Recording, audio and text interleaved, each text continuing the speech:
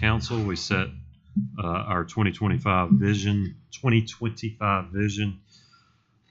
earlier this year, and then we said, okay, we're going to do annual planning and then quarterly planning to keep us on that track. So here we are for our third quarterly session. And so what we're going to do here tonight is to decide what are the next best things that we need to give the council to be working on over the next 3 months. We're going to attempt to not, after we leave here tonight, not continuously load their wagon with things to do. We're going to load it up tonight and then sit back and let them get done what they need to get done. Obviously, urgent things come along, and we can discuss those as a group. But just kind of as a refresher, if something comes up in the middle of August that is important but not urgent, then it needs to go on our Q4 list. We'll discuss it at the end of our third quarter and decide whether we have consensus around addressing that issue in the fourth quarter. So that's kind of the process that we all agreed to, and I think it's been working. Is everybody else still on board with this process? So, Jonathan, why don't you come give us an update on our second quarter? If you want, we can just go down. And y'all should have turn behind. You should have. Actually, I'm sorry, John. I'm out of order here. What we're going to do, I'm going to refresh everybody on what we said our Vision 2025 is. It should be the first page in the packet that I gave you. So this is what we said we want to have accomplished by the end of our elected terms, which will be approximately the end of 2025. So we said we wanted to repave streets so that the PCI rating is greater than or equal to 60. So that's also repave and have in motion a system to continuously maintain at that level. We want to complete the following city projects. We want the recreation center outdoor pool to be complete, the soccer complex to be complete, our sidewalk projects to be complete. That's both maintenance and new sidewalks, and our city hall and our other facilities up to snuff on what we think they need to be. Obviously, city hall, the main focus of the existing city complexes. Then we want to complete and implement a comprehensive plan, which includes planning and zoning, get our code updated, and a transportation plan in place. We want a fully staffed police force. We want to have completion of city obligations to the Alabama Department of Veterans Affairs pertaining to the new Veterans Home and Enterprise. We want to have a built and thriving retail development on the Southern Bypass. We want all high-density and or multifamily developments up to code, safe, and affordable. In addition to that, we want to continue to encourage safe and affordable housing. We want clear and defined process for externally facing entities doing business with the city. We want a clear and defined process for all citizens doing business with the city, focusing on the customer experience, really focusing on what it's like to transact business with the city. We want public transportation of some kind, whatever that looks like. Central location of city services for military personnel at Soldier Service Center, which is building 5700. We want the council and city board packets and agendas and minutes on the city website and meetings broadcasted. We want a clear and defined state governmental relations strategy. We want the city to develop and implement training, performance evaluation, and onboarding programs. A robust partnership with ESCC, Enterprise City Schools, and Fort Rucker for workforce development solutions. We want the city will development and implement a financial plan to accomplish a capital plan for infrastructure, sewers and roads, appropriations, city operations, debt, and user fees, including sewer, sanitation permits, licenses, business licenses, etc. So that's our 2025 vision, especially when you put it all out there. It seems very overwhelming. Hopefully we'll see tonight that we're doing a pretty good job of breaking this down into bite-sized chunks, attacking it one quarter at a time. So specifically in 2022, Jonathan, why don't you go ahead and come forward? I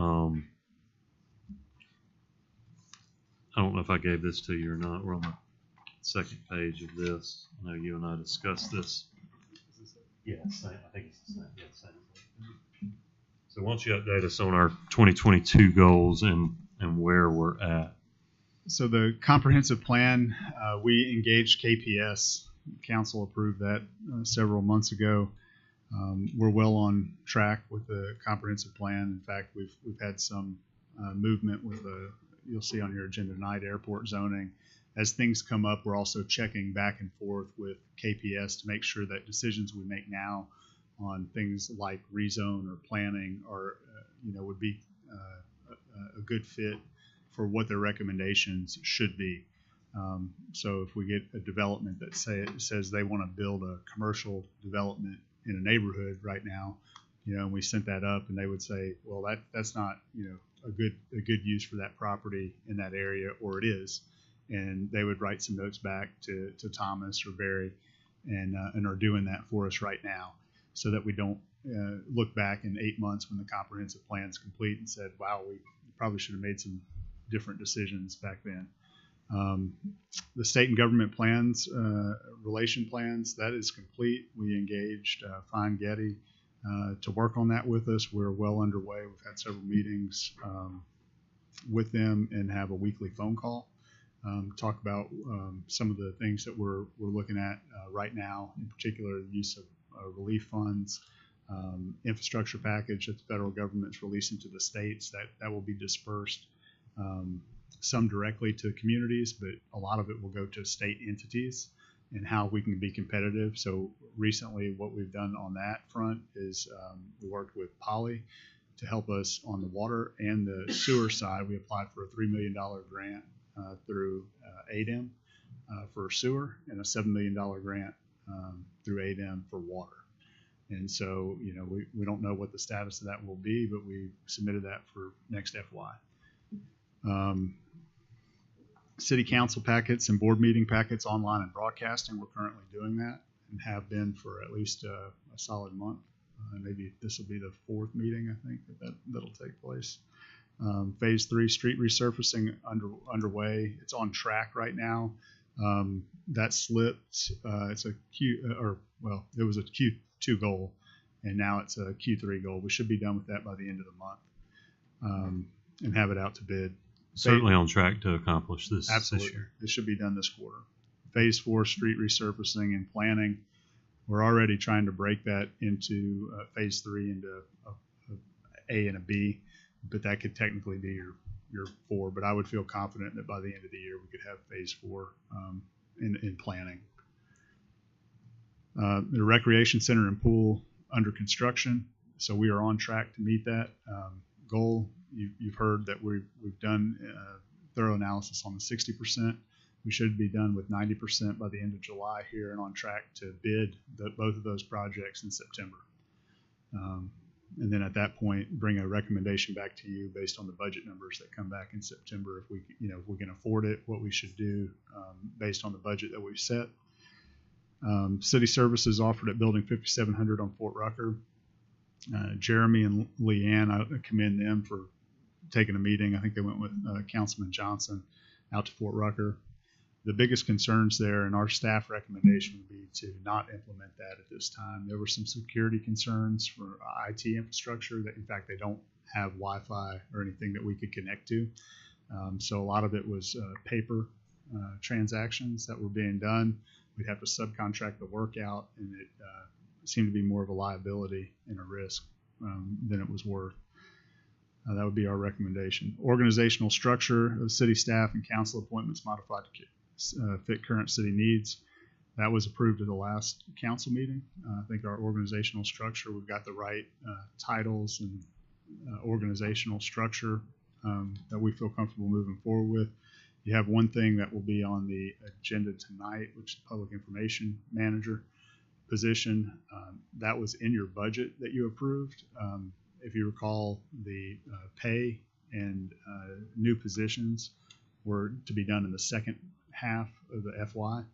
And so we've implemented the pay, and now we're looking at hiring that position, and we can talk more about that during the work session when we review the agenda. The water board governance changed to add members to the water board. That has been done. We've changed that from 3 to 5.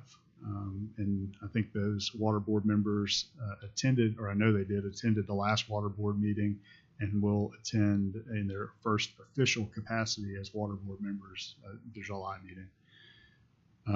City training and development plan implemented. So we have started that. The first phase of that was engaging with NeoGov to do our training platforms and add over 1,200 courses and curriculum from leadership training, OSHA requirements, all those kind of things that we have an online platform to do. It's a prorated contract, so in talking to Christina, our department heads should all be onboarded this month.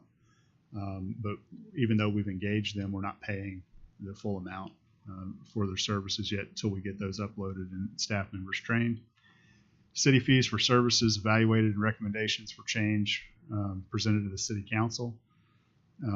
We've addressed most of those. The one that we're severely lacking in right now are engineering department for sewer and also for our fees for inspections and schedules. Building permits. Yes, sir, building permits. And the other one that Billy Powell brought to my attention at our last staff meeting was Parks and Rec fees and services. And he asked if you wanted to add that into the mix to just address and see where we were at. Told him I thought that'd be a great idea and commended him for bringing that up. Certainly they're no different, inflation and other things, but we can at least tell you where we're at in that process. Certainly we're not looking to, heard you loud and clear, we're not looking to make money or to have a profit center in any of these things. In fact, I guarantee you in Parks and Recreation and our engineering department, we lose a considerable amount of money on sewer and things like that. We're just trying to find a number that will, not dip into the general fund quite as much as it is today. City fees, conduct a joint meeting with Enterprise City Schools. We are planning to do that during our normal budget process at this point. We've made a few requests, and through the transition period with the new superintendent and things that went on with summer break, and it just it didn't seem like a good time from the school's perspective to have a joint meeting. So it's looking like that's going to be sometime in August or September when we do our annual budget review. Much like we did last year. Much like we did last year. And then Enterprise State Community College, we have had them on multiple occasions at this point to have those joint meetings and talk about workforce development initiatives. And in fact, I think the last council meeting, they came here with a proposal to the council. So we're on track on that. And that feeds into that plan to address workforce development issues within the city. And to your credit and the mayor, you have all been out, I know, maybe not on every single one, but every one of the council members had an opportunity to at least visit a handful of our industry and with Fort Rucker to talk about the workforce issues that they're having. So I feel like we've done a good job of kind of assessing the needs, meeting with the stakeholders, and now we have a plan from Enterprise State Community College to try to address some of those shortfalls. And then decrease police staffing vacancies. That goal is a very lofty goal. It's a challenge right now. I think with every community, ALEA, the state, as well as the county, all law enforcement branches seem to have a real tough time attracting talent, and that has a lot to do with our current political climate. And I think we've done a good job at that. In fact, I talked to Chief Moore, who had some issues, medical issues, that he couldn't be here tonight. But he told me it was okay to talk about this, that they have a couple of people that they feel like they're going to bring on board here in the next month or so, with a pipeline of a few others. Some of those things that they have done to address some of those things, the staffing issues were the lateral transfer policy. It didn't cost anything, but it allowed us to bring in people. If you remember talking about that, we had to bring in somebody at the base level, even if they had 10 years of experience from another department. And so I think some of those things are starting to kind of waves, as well as some of the, according to Chief Moore, some of the council actions with looking at how they're resourced and the work conditions that they are in. So I know each of you went and took a tour of the current police facilities several months ago, and kind of made a commitment that you'd like to see some changes there. And so I know that has, according to Chief Moore, increased morale within the department as they look to what that could do for them in their day-to-day options and activities. And then the ADVA infrastructure obligations, we're certainly on track with that. That went through the ID board, so we didn't bid it out through the traditional process because it was an ID board project. We got some bids back in on that at the end of last week, and the mayor and I met with Glenn Morgan about those today, and I'm going to tell you that it was shocking the amount of growth that for inflationary reasons or others, but we bought the materials and just bid out labor, and the numbers were significantly over what we had anticipated on the budget by anywhere from 30 to 100%. So I just want to point that out, but we're still on track. But I do want to point out that once I get the final numbers on that and we make a few more phone calls and look at what the ID board has left in their account, we may be back to the council on behalf of the ID board to move some funds into the ID board to cover whatever that overage would look like. And I don't expect that this is $200,000, $300,000 number. I expect this is in the tens of thousands of dollars, but it's still significantly over what we had thought we were going to be spending on sewer. And then the staff will list all external touch points doing business with the city. And we're working on that. We have a couple of flow charts. I think I shared with Greg. Greg, you had asked about that fairly recently. Main Street was kind of taking the lead on some of those issues, but we'll be on track to finish that by the end of the year. But we're probably behind where we need to be on that right now. All right, on the next page, we've got our second quarter, so we're in the rearview mirror now. Update us on our second quarter unfinished items. Okay, so as I talked about the joint meeting, we just had a real difficult time. But we've got it scheduled, so we do have it scheduled, but we had a tough time with that. I think that should be done in Q3, well ahead of our Q4 ending here, but it was just a little bit of a disappointment for me. But Public Works will have recommendation of the council update on fees and services. Barry, you're here. Are you still on track to do that by the end of the month, potentially by the next council meeting?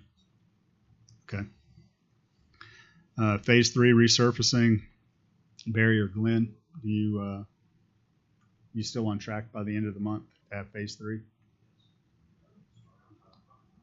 Okay. And construction on the PV Sports Complex. We have started construction on that. There's been some dirt moved and trails starting to be cleared in and around, I guess, the old pond there would be the best way to say that, kind of behind the baseball and softball fields. So if you go back there now, you'll see it's really opened up. So we have started moving dirt out there. I look for us to go forward with a plan to bid on that, I would say this quarter. So City Hall, 90% drawings complete. We are well within, weeks of having that?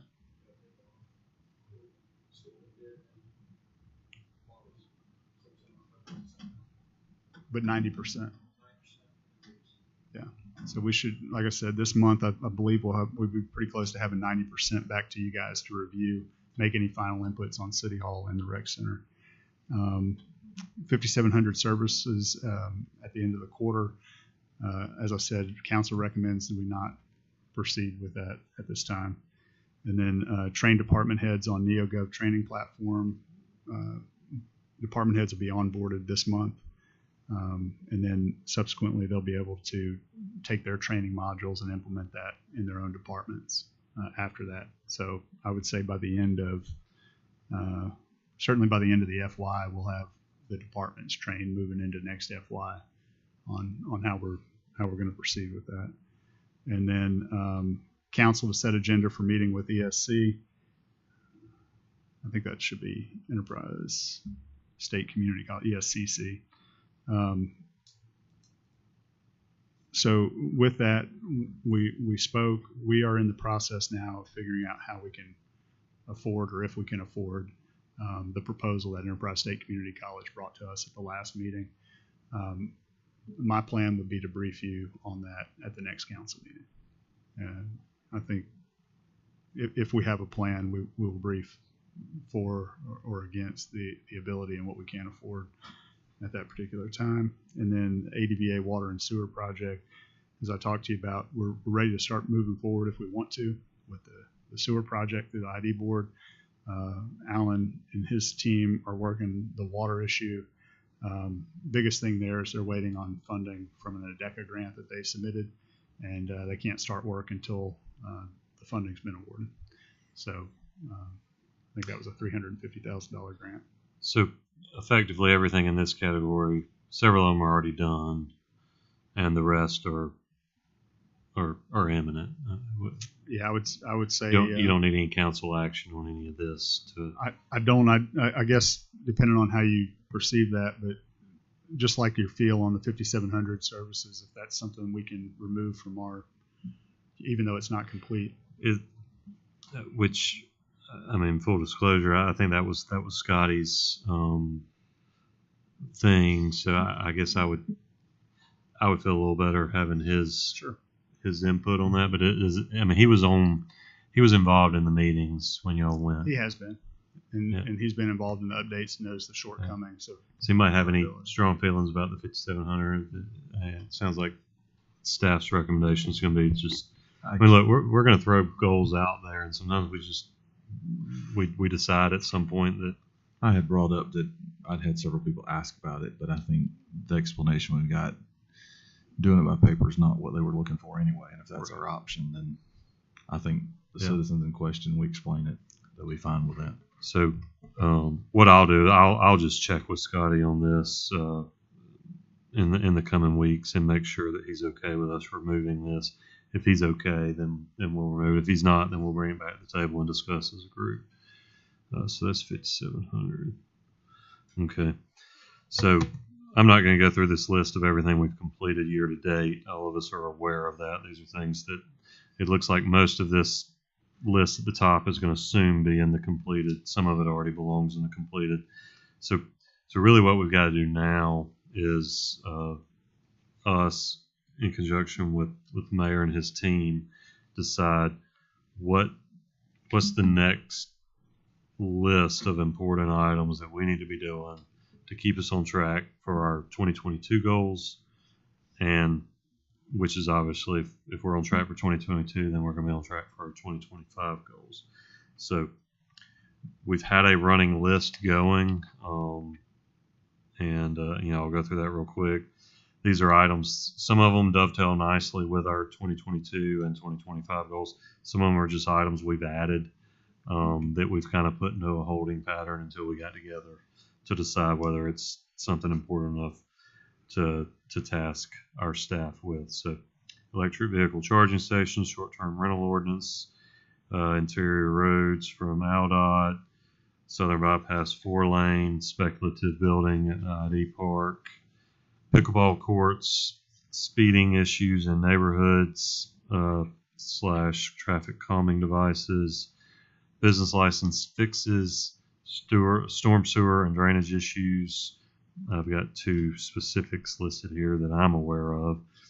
Then workforce development funding at Enterprise State Community College, we've already discussed tonight. Our budget process for the fiscal year 23, which obviously needs to happen this quarter. Then we've got a few additional ones here. We had fireworks ordinance, which had been tabled last quarter and just left on the list. And one thing that Jonathan asked me, I think Greg, you had requested added to the list, was the potential of some downtown bicycle parking. So, are there any items anybody wishes to just add to the mix? Not necessarily for the third quarter, just something that y'all want on our radar that you don't want to forget about. Well, as far as the storm, sewer, and drainage issues, I know we just got a couple here that's targeted, but I've talked to Barry. There are some other areas in the city that need that, and I think if we're gonna, create these, this will be a time to look extensively, or So just. if you can give me specifics now, or if you want to just email me the actual specifics, and I can add them to this list just to make sure we got them on our radar. There is a issue. I guess it's coming from Howell, right, Barry? Howell Street. We don't know where it's really coming from, but it's been an issue probably since I was a kid. It just drains to the end, all the way down Howell, or from Howell Street down Sanders. It's just puddles. It's just, and I've had a couple citizens call me about their yard, similar situations like what's happening with some homes out at the Legend. So on Howell and Sanders. Mm-hmm. Okay, I'm writing it down. I'm looking it up on this map too. And Jonathan and Barry, I don't know if y'all agree, but this is probably a good season to be talking about this stuff because it's budget season too.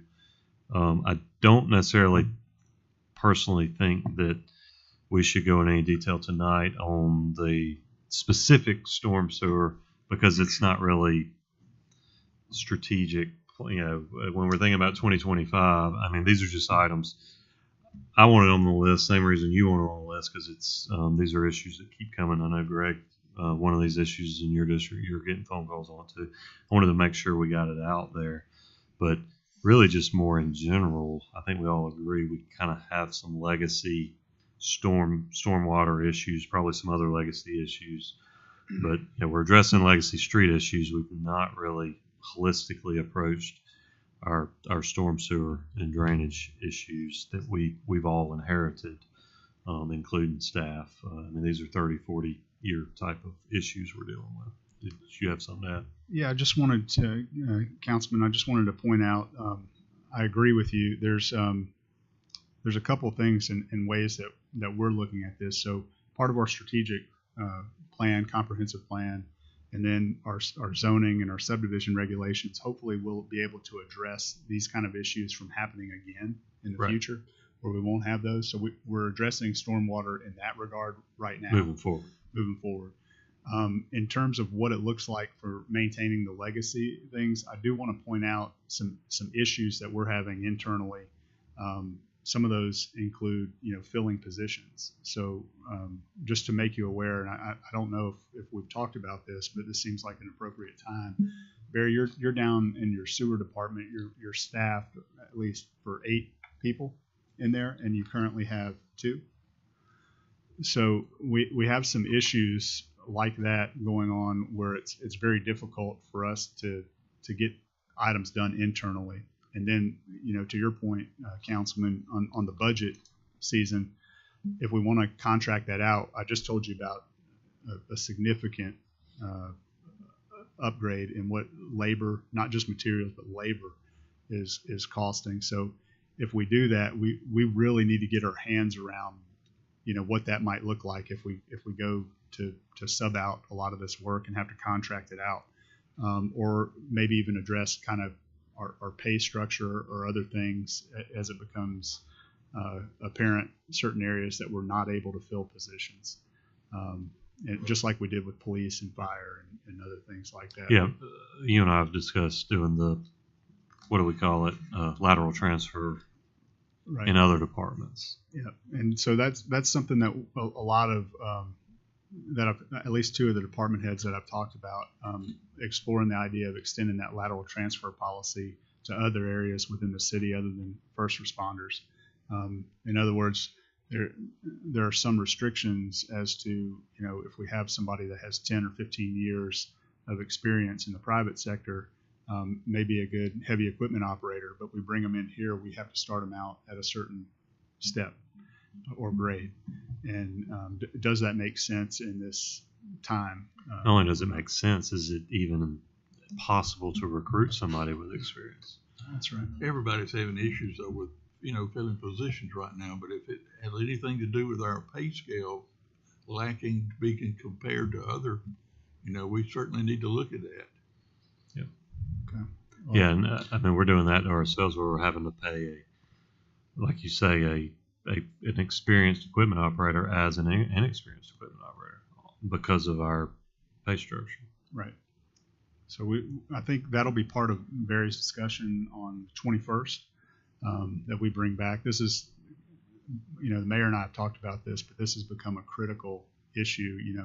If we have something break, not just maintaining what we've got or cleaning up some legacy issues, but if we have a really bad situation where we've got to do some work, I'm not sure if we're staffed. In fact, I know we're not to fix it. Yeah. Well, we obviously need to get that fixed.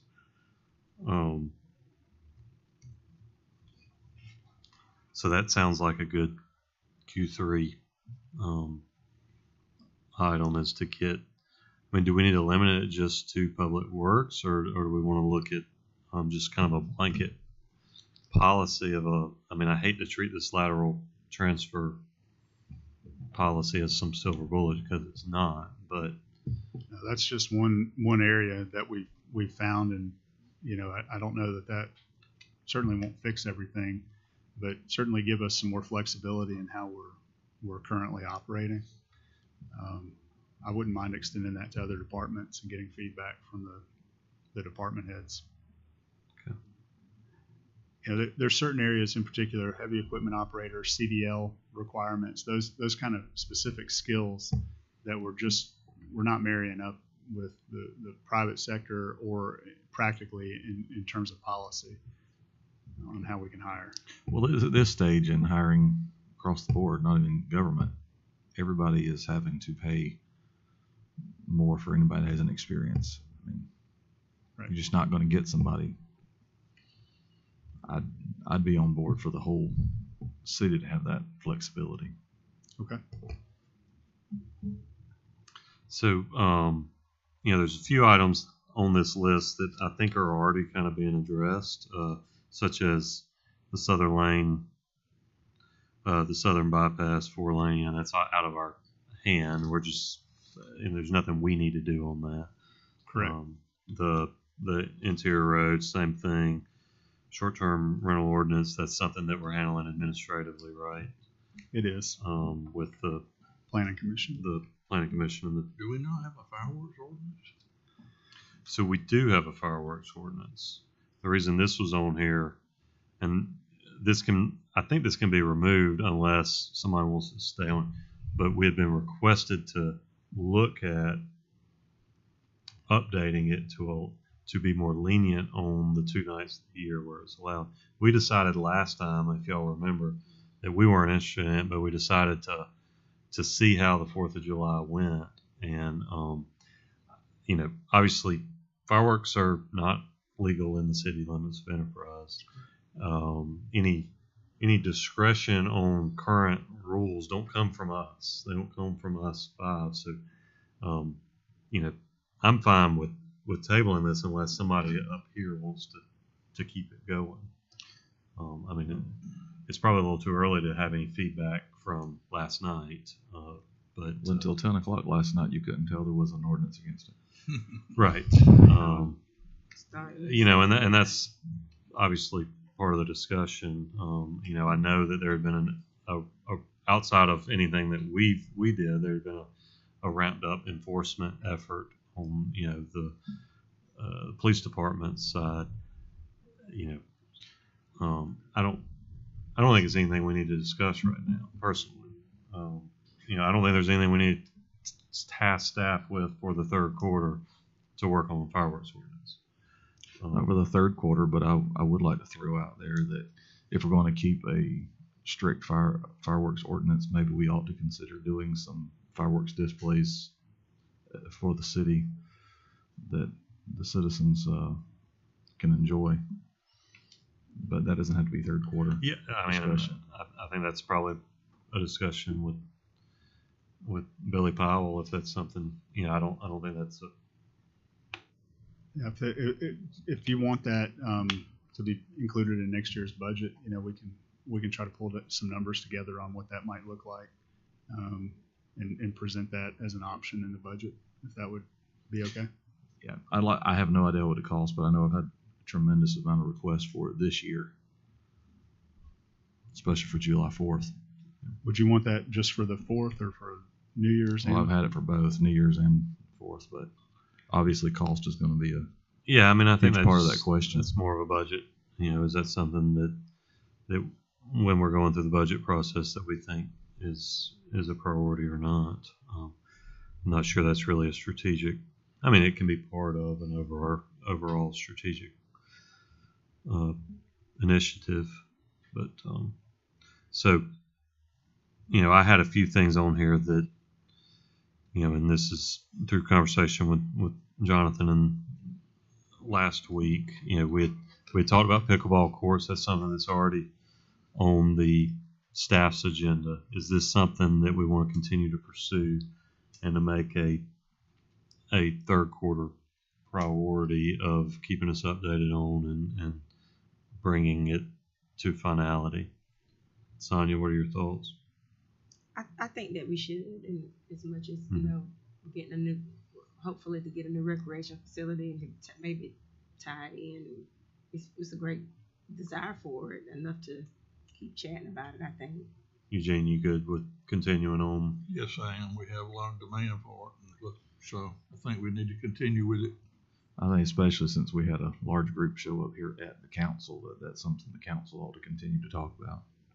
So, our purpose here tonight is to give staff some marching orders on pickleball courts. Jonathan, what in your mind would that look like for a staff directive for third quarter?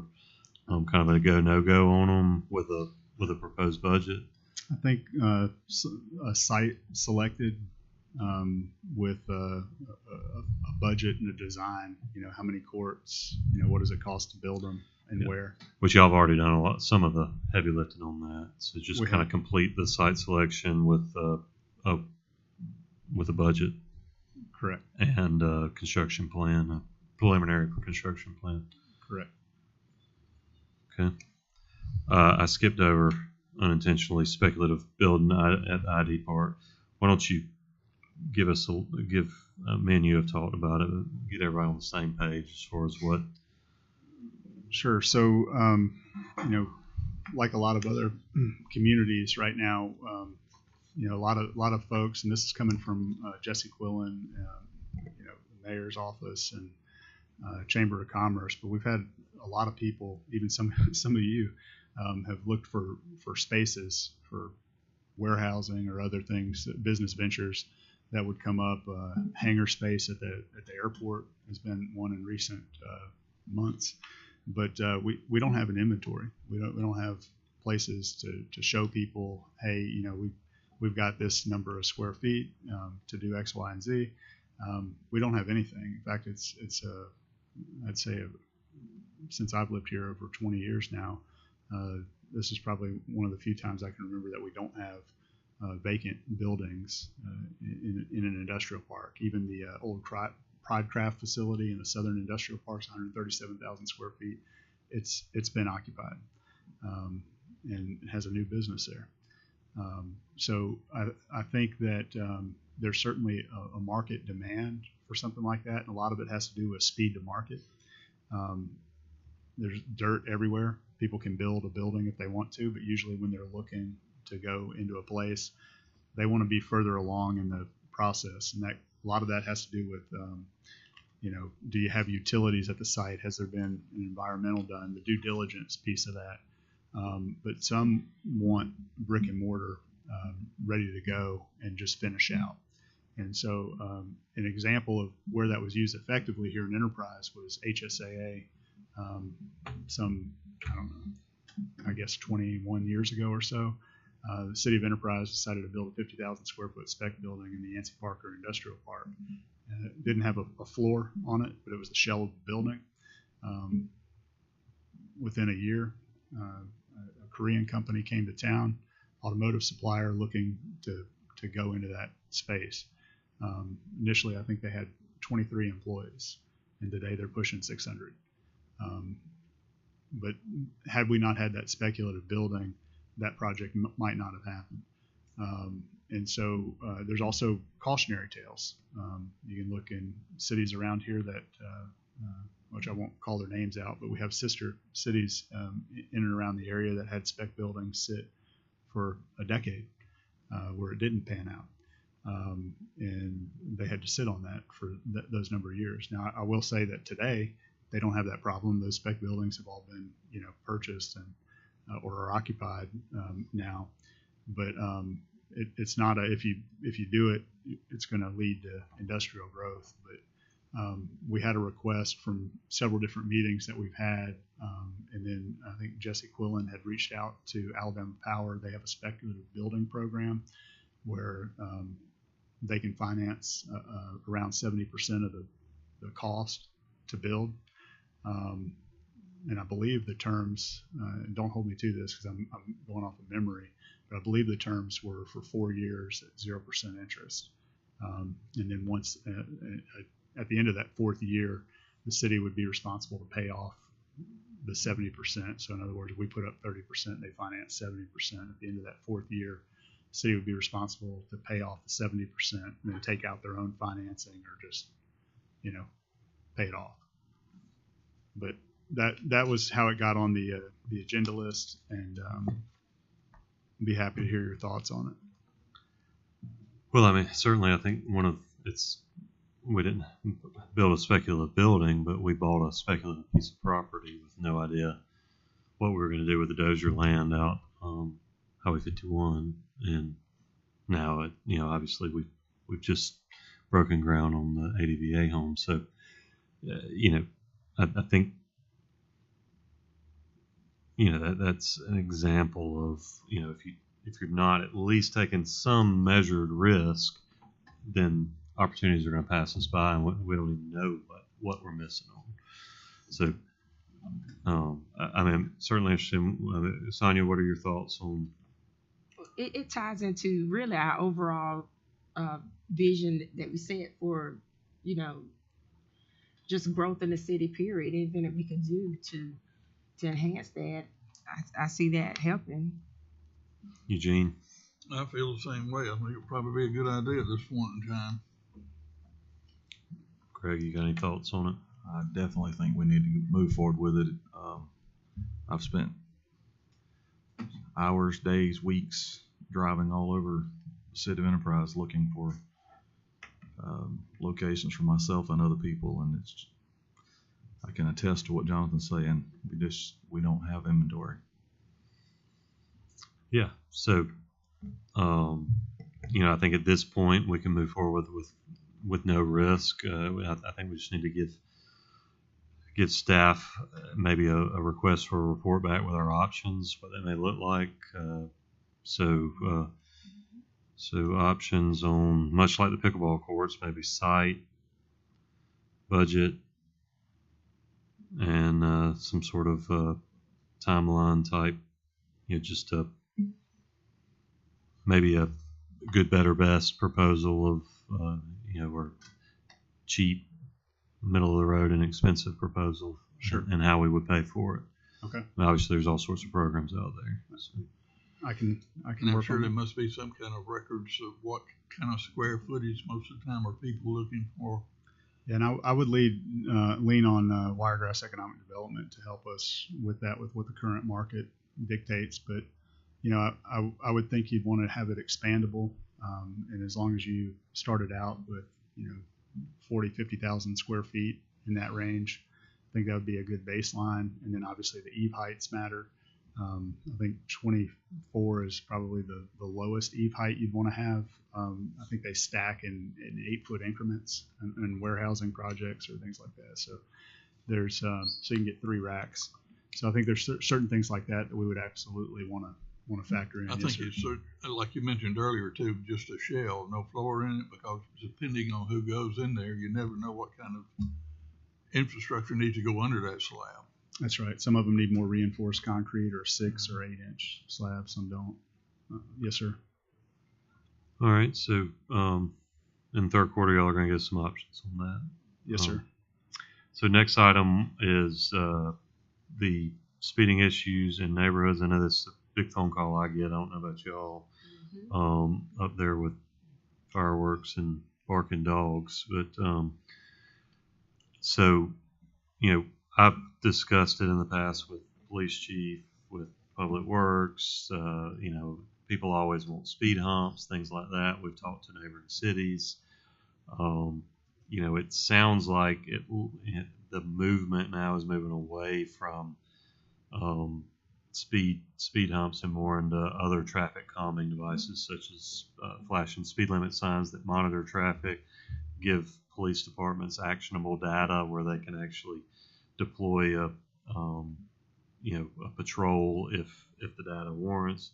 I mean, am I on the right track there? Yeah, the reports we got back from Public Works and Engineering and the police department indicated that communities that had, even subdivisions that had petitioned council members in their respective communities to put in speed bumps, speed humps, tables, whatever, were coming back, years later and asking them to remove them because of some of the issues that they created.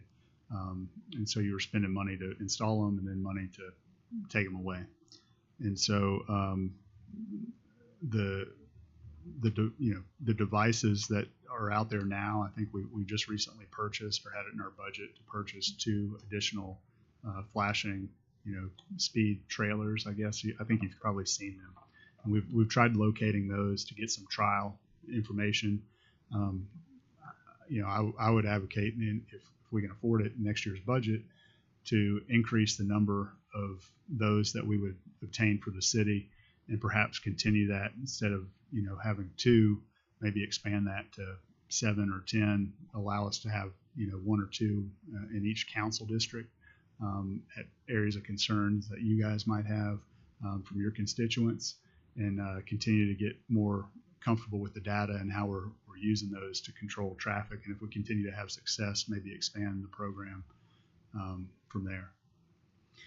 Yeah, so this would be the type thing where we get a phone call, they're speeding on Elm Street, and we could actually go out and gather the data, have actionables, like, no, ma'am, they're not, or you're exactly right, they are. We really need to step up patrols in this area. I'm sorry, Sonia. No, I was saying I've talked to Chief about some of those, I guess, where the data is showing about these speed humps, but I think we should still rely heavily on our, I guess, opinion of Sure. these certain areas.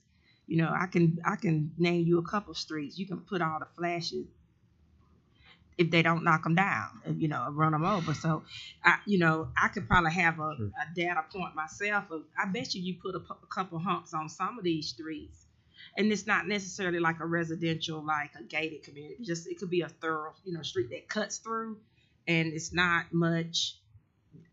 I would like to see some on some streets, not all over, but in some areas where I know it's bad, and I just believe that I think we should look at it on a closer, Sure. not just a broad data perspective, but if you can give me the names of those points streets, on, hands on, kind of looking at it. we can review those and see. Because I get a lot of calls, for in support of, why can't we get some speed bumps over here? That'll stop it. I get them too. So I think it's just kind of get our insight as, the areas that we are getting the calls Sure. from. Absolutely. So,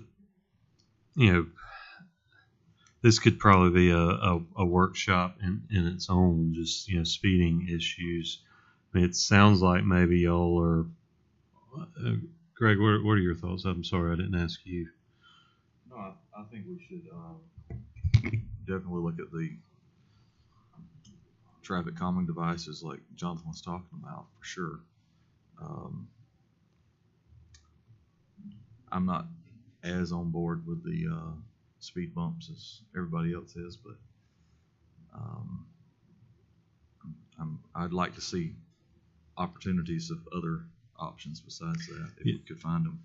Yeah, and I actually, after digging in, because I've got multiple, and I actually were you involved? I know I talked with it was you and Chief Moore in detail about these. Did my own homework. Y'all got some data.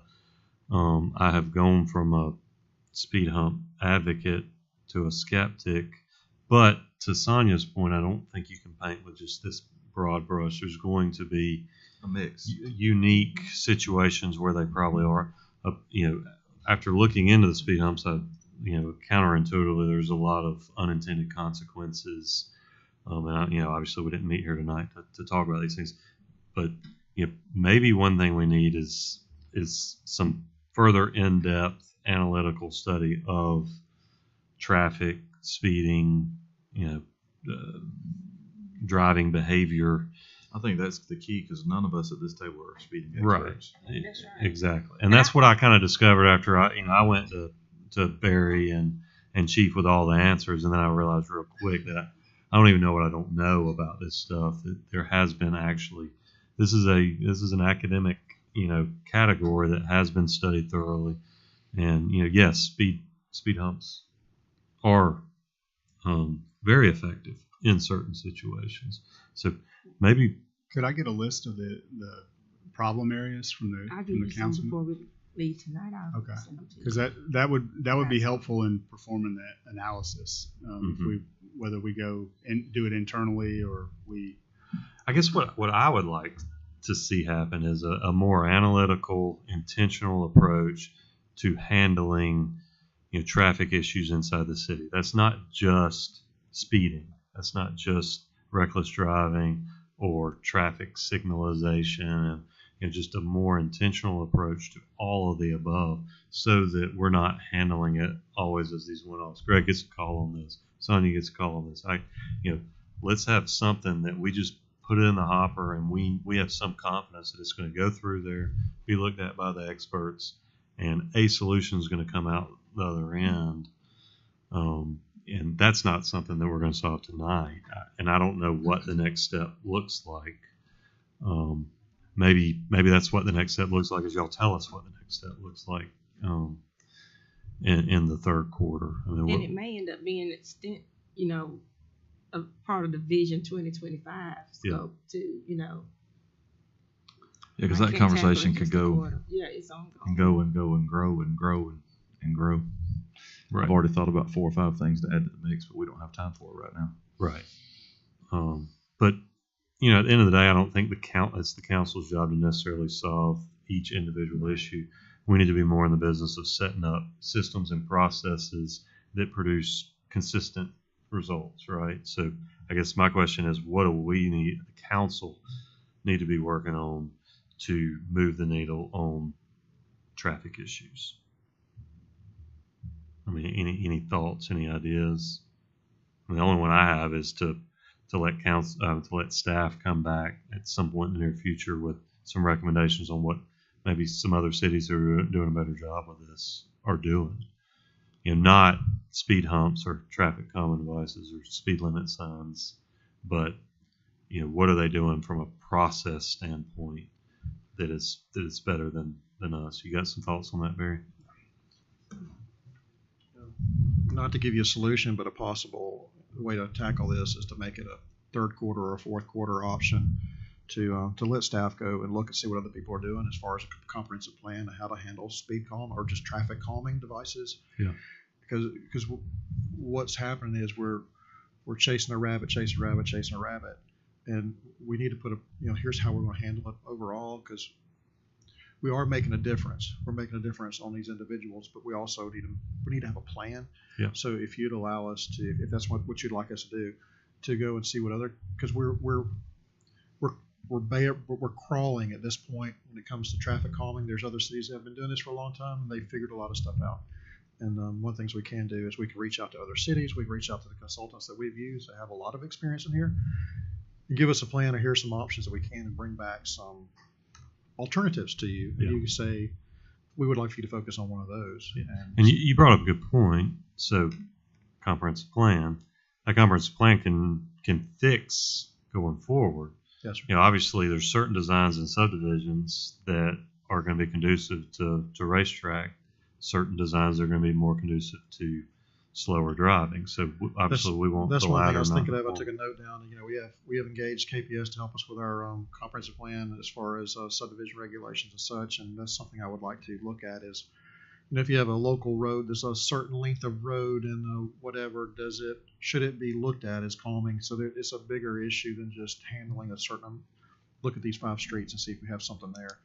Are we creating other problems Yeah. for someone else to solve down the road? And But we can likely fix it on new subdivisions going forward. But then Yes, we've sir. got to have this plan that you're referring to of our legacy I think the issues. next step, just personally, is for y'all to look at. Let us do some homework and come back with some options. Here's some things that we can do, Okay. and bring that back to you. And I think- you give us some direction of what you would like. Just like to remind you of what Turner said a few minutes ago, that comprehensive plan that covers more than just traffic calming, but traffic as a whole. Yes, sir. Because there's way more things that we can look at the way things have been done that causes traffic issues all over town that maybe going forward we can not repeat those. So part of this comprehensive plan, there is a whole section on traffic within this comprehensive plan, so that there's a lot of things that they have to do as part of their scope. Yeah. And I can look and see if we can include this in there. But even if it's not included, we can at least reach out to them and get them to give us some information to get back with you if that's what you decide you want to do. So it sounds like that and the storm sewer and drainage issues kind of fit in that same That's right. category. You can right? put both of those in the same category. Everybody okay approaching both of those with the same strategy? Sounds good. Thank you, Barry. Yes, sir. So business license fixes, Jonathan. This is just this made the list because obviously we discussed for several years a new business license ordinance. We finally implemented. Then, as can be expected, there were a few ambiguities in the code that we passed, so we just need to clean up some language. Yeah, mainly cleaning up language, but there's also some, one-offs, people that either felt that they were, targeted or that their business didn't meet a certain criteria.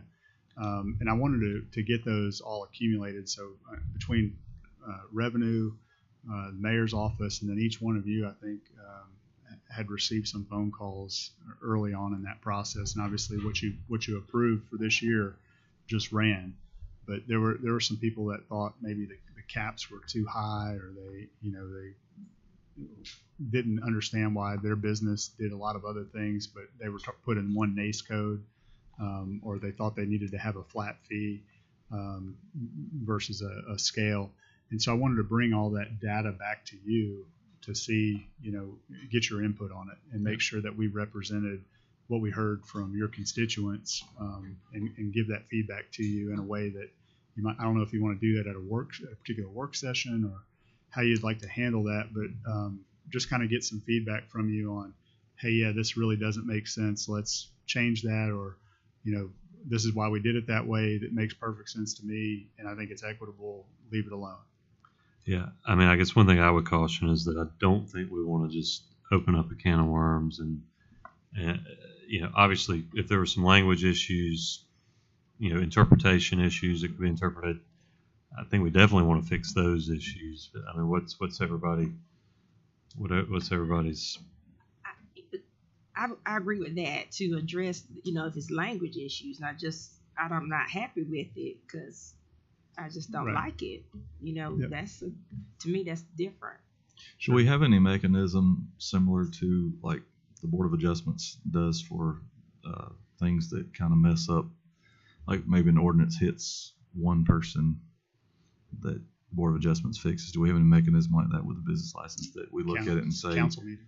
okay, The only one I know of. I mean, just And I would assume that the mayor and his staff have a certain amount of discretion to interpret. that's really kind of existing where I was city code. headed. Is Yeah. does the mayor's office have the ability, if looking at the big picture, everything this fits the city as written, but this one person just falls into a crack that we didn't ever think about, that nobody else falls into, can that one person have someone take a look at that and resolve their issue without having to rewrite the whole Yeah, I think That has a procedurally, to domino answer your effect. question, we've tried to do that, particularly in one instance. I think on an issue, but we had to treat everybody the same.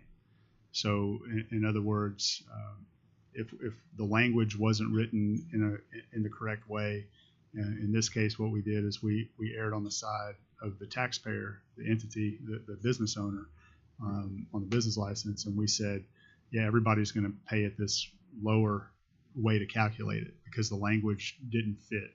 But as long as we do it, we need to do it for everybody. Is kind of what I think the mayor's been really big on. If we do it for one, we do it for all.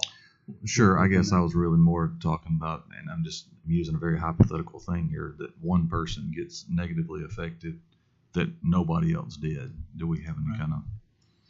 No, I mean, Leanne, I mean, I may ask for some help on this. I don't know of any mechanism. Well, But that's not to say we that, don't have to. Well, why don't we not go down the business license rabbit hole tonight? I mean, we're not going to solve this. Why don't we just set a Q3 goal to put this to rest? And we need to do it in the third quarter, right?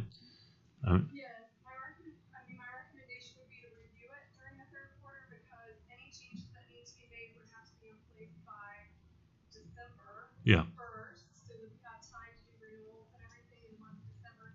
If something needs to be voted on, I would want it voted on either end of third quarter or beginning Yeah. of October, November, so that we've got everything in place. Well, it's likely we already know the majority of those that would have happened anyway from the last round. correct. I think we've got some good feedback. I just wanted to have an audience that at a particular time where we Yeah. could just present them all instead of, and that's what we did early on. I guess February, March, we started getting several phone calls, and instead of just bringing them, knowing that we couldn't do anything about it until next year, let's just go ahead and accumulate all the complaints that we get and then present them all in one lump sum. And we can do that. Certainly send you a read ahead and prior to the council meeting of all the issues that we found, and then have a more robust discussion on it. Okay, well then why don't we just say that we'll have a draft ordinance in front of us by the end of the third quarter? Okay. Does that sound like a good goal? I think so. It would just be a minute, just really a cleanup, for lack of a better word. We're not, Yeah. I guess though, is that something, are we saying, is that something that the council wants to have like a separate work session? I think it probably depends on, I think we can do it. Yeah, I think you need to see how much time this is going to take, but I don't know that it's going to take a ton of time, but there were some inequities in state code versus what we had in the local ordinance that we again erred on the side of the state code just in the business owner. But now that we've had a chance to review it legally, we may need to change the ordinance to reflect the state code, as opposed to continue on down this road where it's confusing for people that come on here. okay. Workforce development funding with the SCC. We agreed last meeting that y'all are going to work through the budget process to bring us a recommendation, right? Correct. So basically, by virtue of working through the fiscal year 23 budget, you'll accomplish at least getting us something to go no-go on. That's right. Yes, sir. Okay. So y'all are already working on that. All right, then that brings us down to the budget for FY23. Nothing to really talk about there. We got to do that. Correct. Then downtown bike parking. Greg, I think this was something you requested, so you want to brief us on? Yeah, just got a number of people that have contacted me that like to ride their bikes down to the downtown area and would like to pull up into one of the new parking space lots that we have down there and park it and then walk to shop the downtown shops or whatever and get back on their bike and leave, whether it's a replacement for transportation or just an exercise type thing to where they would use it to get downtown. And I talked to Barry about it for a little while, and he found some fairly inexpensive ways to make that happen. So I know during the process of it, some discussion came up about, changing things downtown, and I'm not advocating that we open up the sidewalks for bikes to be ridden down them. I'm just saying that if they want to ride to the downtown area, then park a place to be able to lock their bike up and walk like someone driving an automobile would be able to drive up and do that. So, what's staff's feedback? I mean, is this something that y'all want to just handle administratively? Is it something you want council action on? Well, so holistically, I think that we could continue down Barry's path and find some locations like this other cost and all that kind of stuff to present to you. But from a bigger picture standpoint, much like we're doing this strategic plan for the city, the downtown area, we have the Main Street program. And one of my concerns with piecemealing it, whether or not it's benches or bikes or crosswalks or whatever it is that we really need in my opinion, a comprehensive plan of what does downtown look like in 2025, and then prioritize, because we've only got a finite amount of money, and so are bike racks the next right thing to do for downtown, or is it benches, or is it fixing cross? Right, yeah, whatever that looks, or green space, and I don't have a clear answer for that. And we've been very fortunate that we've been able to do some projects like, a parking lot, actually 2 parking lots, and work out something with the Baptist Church on developing some green space over there. But those kind of things have kind of fallen kind of into our lap, so to speak, and not really something that we're consistently marching. Yeah, we don't have a list of downtown projects that we're just taking down the next one as the money becomes available. Right. And that Mariah has started that. In our last staff meeting last week, she presented a fairly good list of everything that downtown wants to see if money was no object. Did you have any additional lighting on that list? There is something about lighting, and I don't know if it's additional lighting or if it's changing the. I know our street lamps and all that are decorative; they're pretty, but downtown to me is not well lit at all at night. Yes, sir. And that was on the list, and I'll be happy to forward that to you. But from there, what we have challenged her and talked to Billy Powell about this is taking that list and talking about, that was in a perfect world. Money's no object. There's probably $10 million worth of projects on that list, but we have no cost associated with that. And so now going through that list and figuring out what the cost associated with each thing, if we can even do it. Some of the things that they wanted, like truck traffic, we've talked about that. We can't control truck traffic unless we own the road. AlDOT owns the road, so kind of annotate those. So a different way to look at that goal would be, the City of Enterprise should adopt all interior roads owned by AlDOT. That goal would have to be met to get to the point where you can enforce truck traffic, those kind of things. So we're trying to clean that list up. That was a hypothetical, right? Hypothetical, not right? a recommendation. Right, that's right. But I just wanted to point out that we are working that. And I think a realistic goal for the end of the third quarter would be to have that list to you. All right, so why don't we just set as a goal of staff would be to produce at least a preliminary comprehensive plan for Main Street. And Okay. I don't know if Main Street. I mean, obviously downtown. Yeah, so just say downtown. I'll say down because it's more than Main Street. Right. So a downtown comprehensive plan, third quarter. Okay. All right. Well, did we miss anything? I've got a good list here. I think I can compile a coherent third quarter goals. Going once, going twice. Any? Okay. So just a reminder. So what we'll do going forward, I'll rest of the week, I will get a comprehensive list together, send it out to each of you, make sure I hadn't missed anything, misinterpreted anything we talked about tonight, and then we'll agree on that, and those will be our third quarter goals. And I think that's going to put us in really good shape at the end of the third quarter to be on track to be just about complete with our 2022 goals. So we're going to be in really good shape. Just a reminder, one of the things about this process is that, throughout the quarter, important things are going to come up.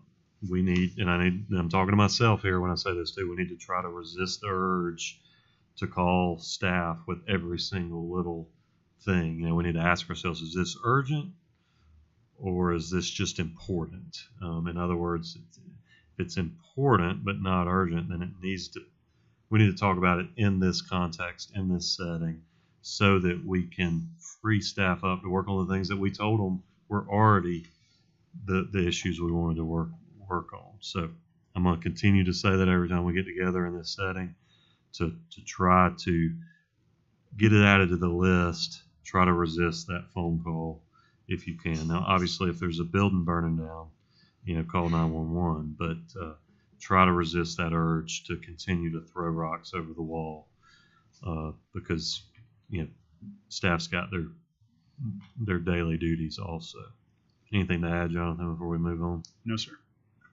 Anything that y'all want to add from a strategic planning standpoint?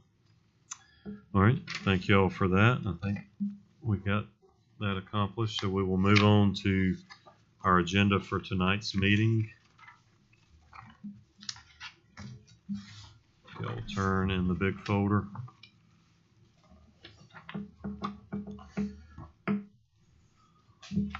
So we've got our consent agenda. Anybody have anything they want to talk about on the consent agenda? We've got minutes, accounts payable, contract billings from Poly, and some stuff on the ADVA home, some travel requests from Main Street, some permits, pretty routine stuff. Then we've got staff reports. Then we move, just about all of our old business or public hearings for various issues.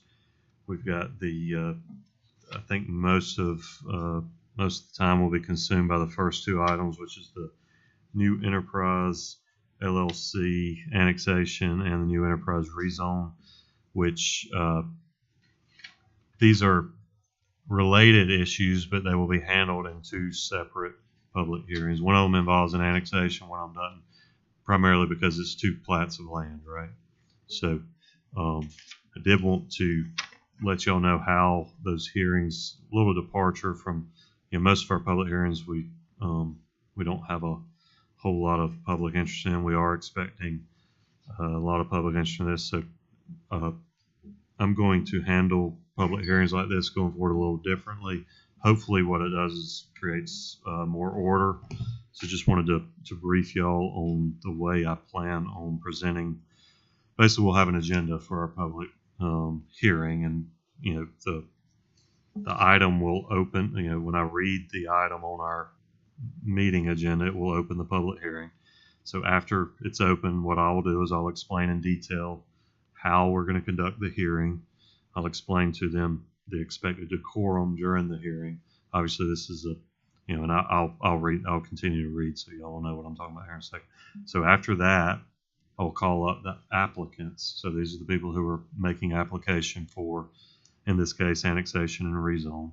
They'll come forward and present their project, present their requests, and I'll ask them to address any known concerns.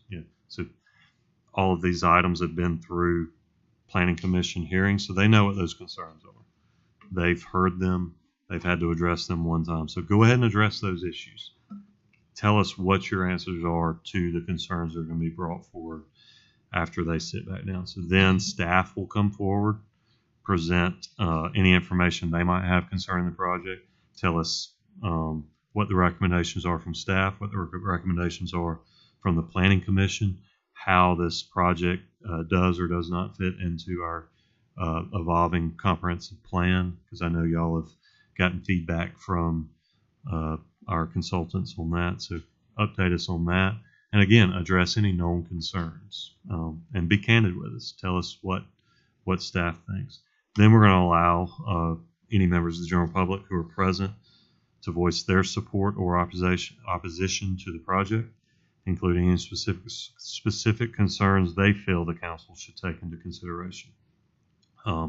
Then after that, they may bring concerns that were not contemplated before. So after that, the applicants will get a chance to address any new concerns that were brought up, and then we'll close the hearing and we'll have our normal deliberations and have our normal consideration of the ordinance. Obviously, we'll need a motion, we'll need a second, and then we'll discuss it if that's what we choose to do. So I'll go through that, tell everybody what the agenda is, and I'm going to outline some ground rules that are basically our expectations of the audience, of the general public who's here. I'm going to say this is a public hearing during a regular council meeting of the Enterprise City Council. We're here to conduct business in an orderly manner, and we expect the attendees to respect the proceedings. So a few more ground rules. We'll have one person speak at a time. So please give the person who is speaking the same courtesy you expect when it's your time to speak. Outbursts from the audience will not be tolerated. So after you are recognized by me, the council president, to speak, you'll come forward. So I'll direct them to come forward to the microphone. And please make sure all comments are directed to the council. So obviously they're not here to have dialogue with the audience. They're here to let us know their concerns. If we choose to ask them questions, we can. As we've discussed before, it really makes for a pretty messy meeting if we get into a back and forth. If they ask questions of us, we're not the ones with the answers. So I encourage you to write those questions down. If you think it's a good question, write the question down. We can ask it of the applicants or of staff when they come forward. We're not going to have a question asked of us, then we ask somebody from the audience and have a dialogue going. We need to maintain that rhythm. So if we think it's a worthy question, then we need to ask it. Because at the end of the day, we are the audience. We're the ones that are here to make a decision. So under no circumstances should comments be directed to anyone other than the council. So I'm going to try to keep everybody in line there. And please attempt to refrain from repeating the same points that have previously been made so as to keep the proceedings as efficient as possible. So obviously, if there's 50 people here with the same exact concerns, we'll be here. So I'm going to suggest, obviously, if they want to come up, if they have a different flavor, a different spin on it, that's fine. But I am going to remind them that we have heard these concerns. We don't need to hear them multiple times. Then after the hearing is closed, council deliberations again, there will be no more comments from the audience. So really, these are unwritten rules that have always been in place. I just want to remind everybody of how we expect the proceedings to go. It's kind of a quasi-judicial type setting. We're obviously not judges, but this is we expect it to be orderly, and we need to be fair but firm with our expectations of everybody who's present. Obviously, we've got to thread this needle of balancing somebody's rights or to come and have their concerns. We've got to balance that with our need to have an orderly, non-circus like meeting. So does anybody have any issues with those ground rules or that order of operations? Sounds great. It's pretty much what we've always done. It's just setting those expectations up front. And so my plan would be, as long as this works, to here going forward. So please, I welcome your feedback as we go forward of how y'all think that's working. So that's how I plan to run those public hearings tonight. Jonathan, Barry, do we want to discuss these specific issues in work session? We do have about 25 minutes. Jonathan? I'm really just getting up to ask Barry or Thomas, one of you. But we had talked about maybe just explaining the process amongst staff to how we got there with these particular ones we know might be contentious or have a large showing, and be able to answer some questions for you since we had time on the council meeting. But are you prepared to? So Thomas is going to kind of tell you a little bit about the these particular rezones that'll be on the agenda tonight. how we got there, and kind of the process and what the differences are between when we talk about a rezone versus a plat and those kind of things as well.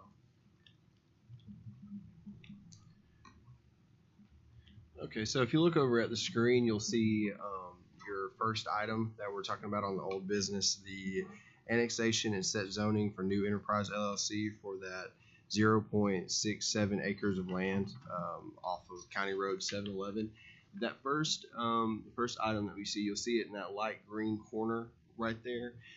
That's the part that's being annexed, and then of course it's coming off of County Road 711 right there.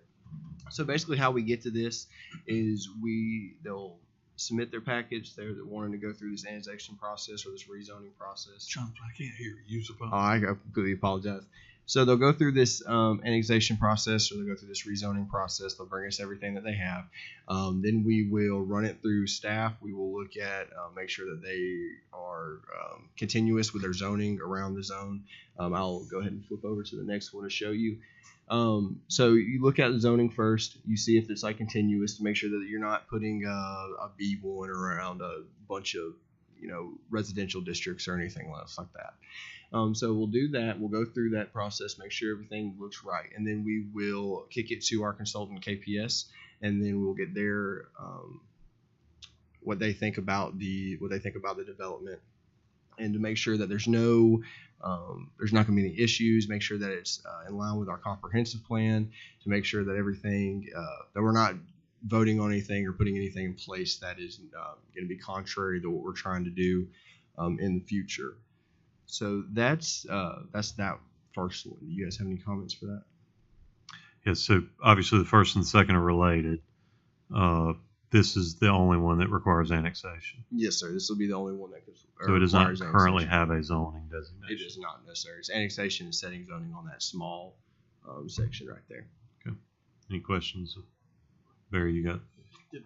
Just to reiterate a couple things. One, the slides that you see here are directly what was given at the Planning Commission. So everything that you're seeing tonight, the Planning Commission got a full debrief from staff as well. Also heard concerns, and we addressed them before it came to you. But the slides that we have here are directly from the PowerPoint that was given at Planning Commission. And just to reiterate what you're saying, Councilman, is when the green area is annexation, so bring it into the city limits, and we have to set zoning at that point. And the area that's in blue is an existing city property and changing the zoning of that from one zoning to another zoning.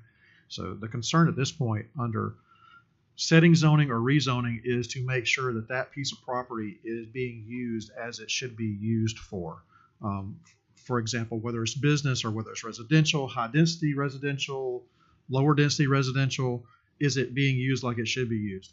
At this point, we do not have a preliminary plat. We do not have construction drawings. We do not have any of the technical information about what the development actually looks like.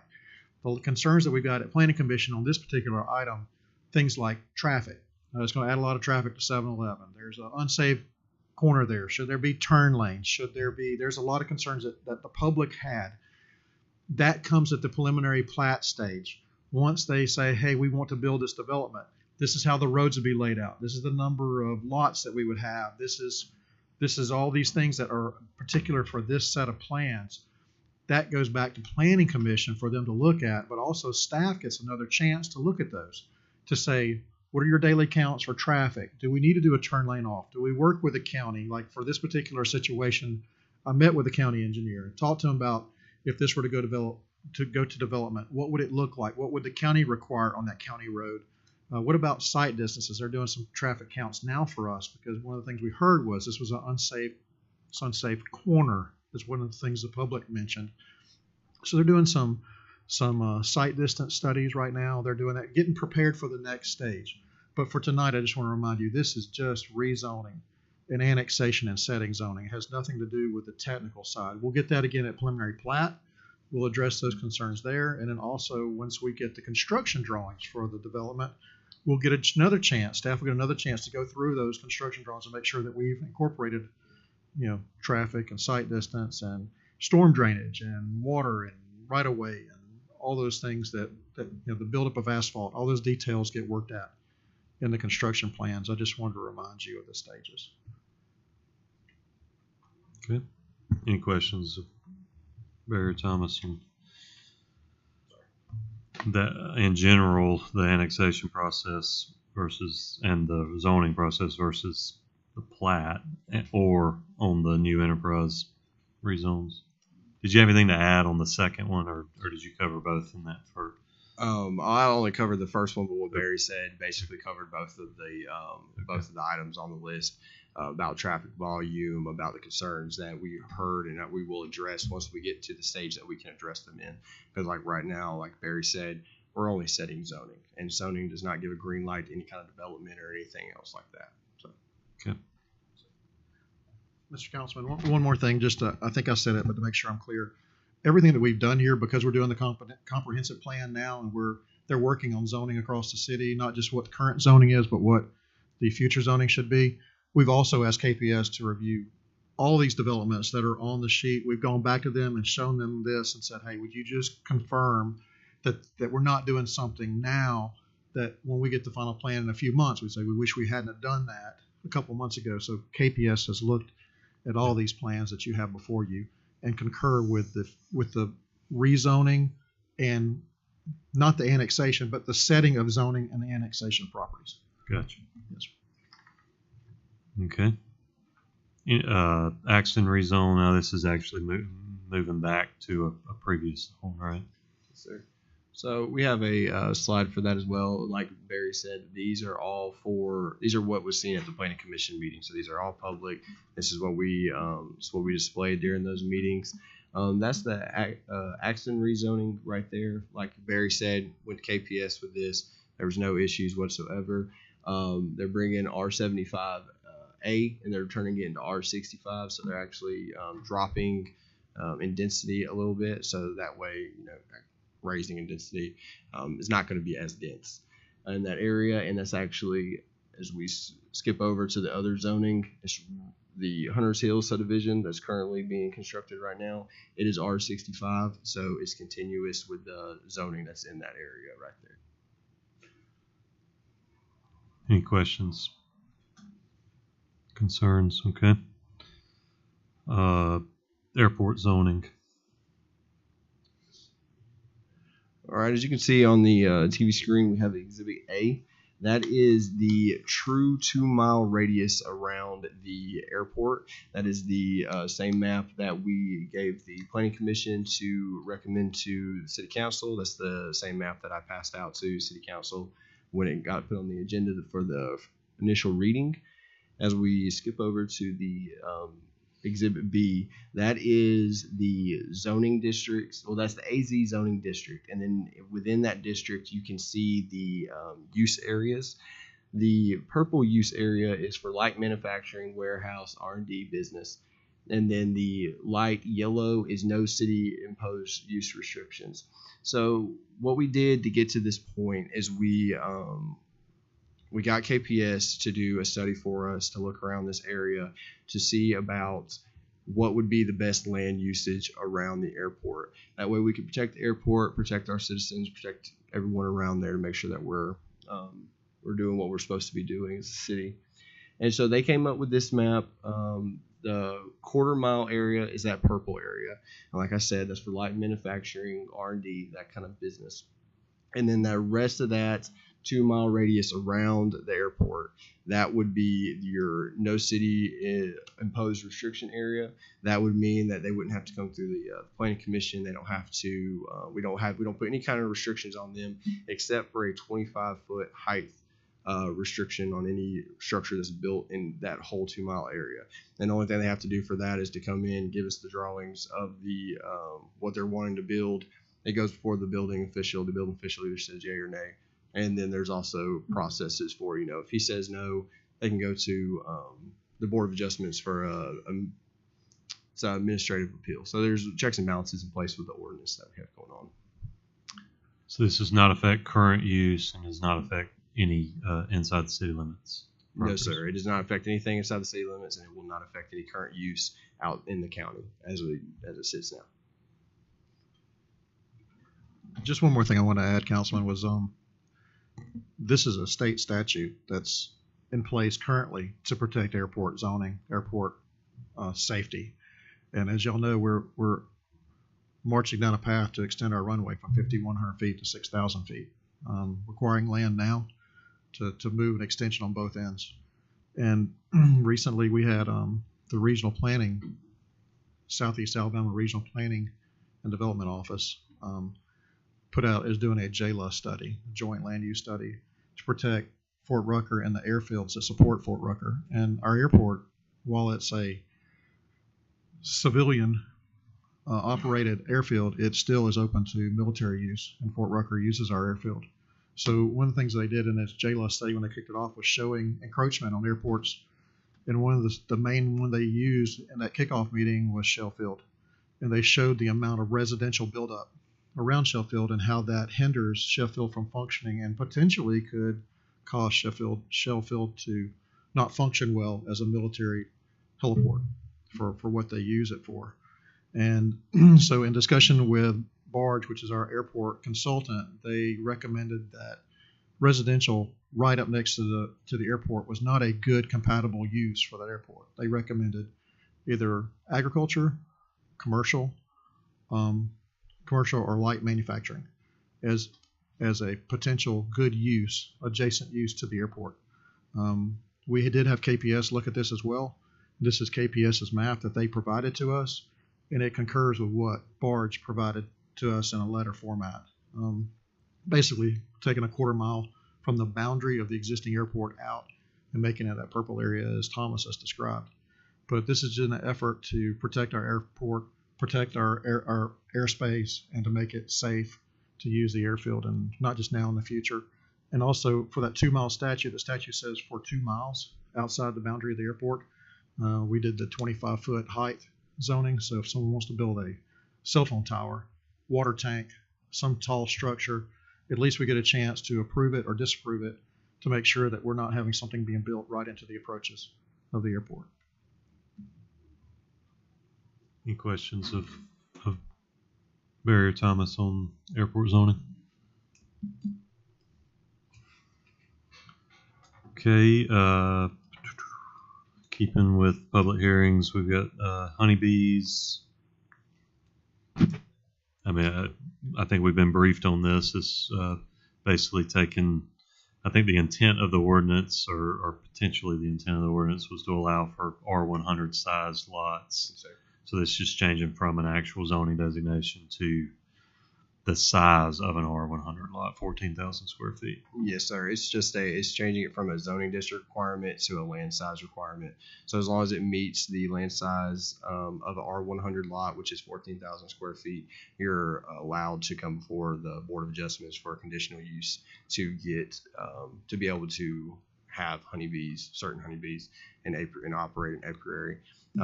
Also was changed inside the ordinance as we changed body of water to swimming pool. The reason why we did that is because if you had a stream running behind your house or something, you weren't trying to keep the bees from going down there and getting a natural water source. You were trying to keep the bees from going to somebody's pool and swarming over to somebody else's house, because they're going to go to water. And so that's the reason why we changed it from body of water to swimming pool. We also added a amendment in there as well, that if you were to ever drop below the land size requirement, that would revoke your conditional use from the Board of Adjustments. That way you don't have an issue with somebody who has a 30-acre lot and they go and subdivide that lot, and then it's way below the requirements that they need, but they're still keeping bees out there. So just make sure that we're protecting ourselves in that way. Are there any questions regarding the honeybees, which we'll have a public hearing on that also? Then we've got some certain department head and employee hiring. Jonathan, anything we need to know on that? This is the accomplishment of our, it's just accomplishing our Q2 goal of having our organizational chart in line with our, any questions, concerns on that? Like he said, we laid this over from last meeting. Then we'll have a ABC license public hearing. So moving on to new business, we're going to introduce the Hunley rezone. No action on that tonight. So there'll be similar. That'll carry over till August 2nd. Then we've got the creation of a public information manager. Jonathan, anything to add other than what you talked about earlier? Just recall that in the budget process, this was something that we had planned through the budget process to add. And now with the advent of losing a newspaper here in the community, we talked about how we disseminate information and do that. I think that this is a much needed, and I think some of you have reached out and talked about that. But this person would be responsible for social media, website, news articles or of public interest to promote the city, to tell your constituents what's going on, what work we're doing in the city, whether or not it's a road project or an event we're hosting downtown. But you know, we have fewer and fewer resources to do that locally now, and this is something that you know, Kay Kirkland has been doing for some time, but she has other duties with grants, other duties with special projects like events at the farmers market, and it's really unfair the amount of time that she's devoting to those other projects in addition to this. And so I think this will help consolidate that. We'll have a belly button like we had talked about for.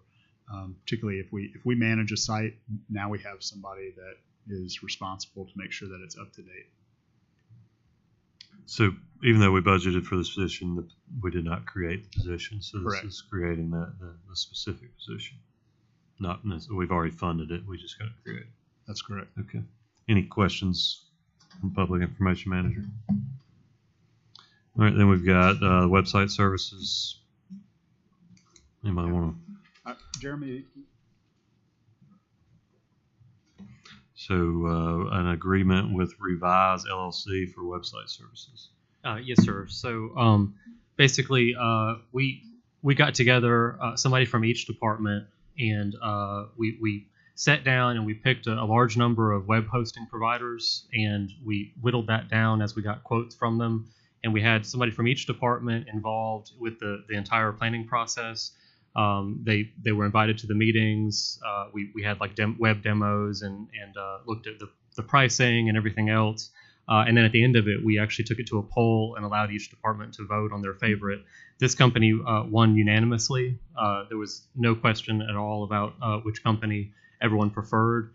To kind of bullet point it, you know, the current website is slow for citizens to use. It's cumbersome. It's hard to find information on it. And it's also hard for the staff to go in and update it, so that results in it not being updated as often as we would all like for it to be. This new website is a much sleeker design. It'll be a lot easier for citizens to find information on it. It'll be a lot easier for staff to update it so that hopefully it stays more up to date more often. It also includes a mobile app that will have feature parity with Dothan's new mobile app that they launched a few weeks ago. And I believe all of the staff recommends that we move forward with the second option, where they break up the total cost into an installment plan annually. Sure. So the current website is $11,500 a month, or excuse me, a year. And this new website is $8,618 for the first year, and then it looks like $8,616 for years 2 and 3, with a renewal of $4,350 for the fourth year. So it's saving the city money, as well as adding a much nicer website and adding that app that'll be available for iPhone and Android. And it addresses a lot of the concerns that I've heard from y'all. I know the app has the ability to do like push notifications, so if there's like a severe weather or something that we need to get information out to the citizens quickly, we can use it for that. We also have the ability to have like a community calendar where we can put all of the community's calendar events and have citizens go in and filter by, city facility or what type of event they are.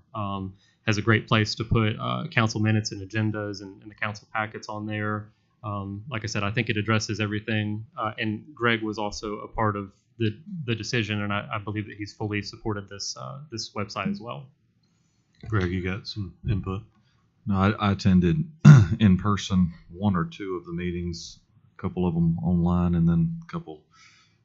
Jeremy had to send me the after video because I was unable to be on there, but I was able to review all of those along with everyone else, and I'm in agreement that the revised does look to be the easiest for the staff to use, but yet it still gives a very good public-facing piece there that is much improved over what we currently have.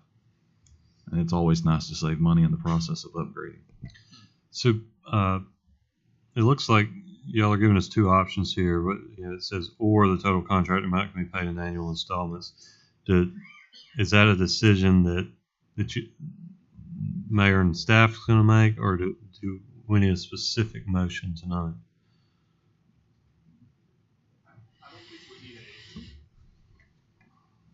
We're recommending the second option, basically allowing them to finance at 0%. The only difference in the two options is in the first option, where we pay a larger sum up front, we actually own the material right then. Is that correct? And so if we decided we wanted to cancel, we're not locked into this contractual agreement. So the agreement that you're asking us to allow y'all to enter into allows for both options. It does. Okay. But so, we're Rainer, if we just make a motion to authorize the agreement, then they can do either one. Does anybody have a preference, or are they okay with Mayor and Jonathan making that call? Okay. Any questions for Jeremy or Greg or anybody on this? All right. Thank you, Jeremy. Then we've got a Defense Community Infrastructure Pilot Program authorizing grant application. So this is the DSIP grant. We've done this before, right? Yeah. So last year we applied for this same grant. It was I think an $8 million ask at that time. Upon feedback from the committee that reviews the applications, kind of found out that we needed to ask for a smaller amount of money, which we're doing this year. Additionally, our budget has potentially increased on that based on what we're finding in bid tabs. So we've just changed a similar proposal, but put in $2 million instead of $8 million and increased the budget for the proposed rec center. What we think it will be currently, which I think you'll see on there, is $28 million or so dollars.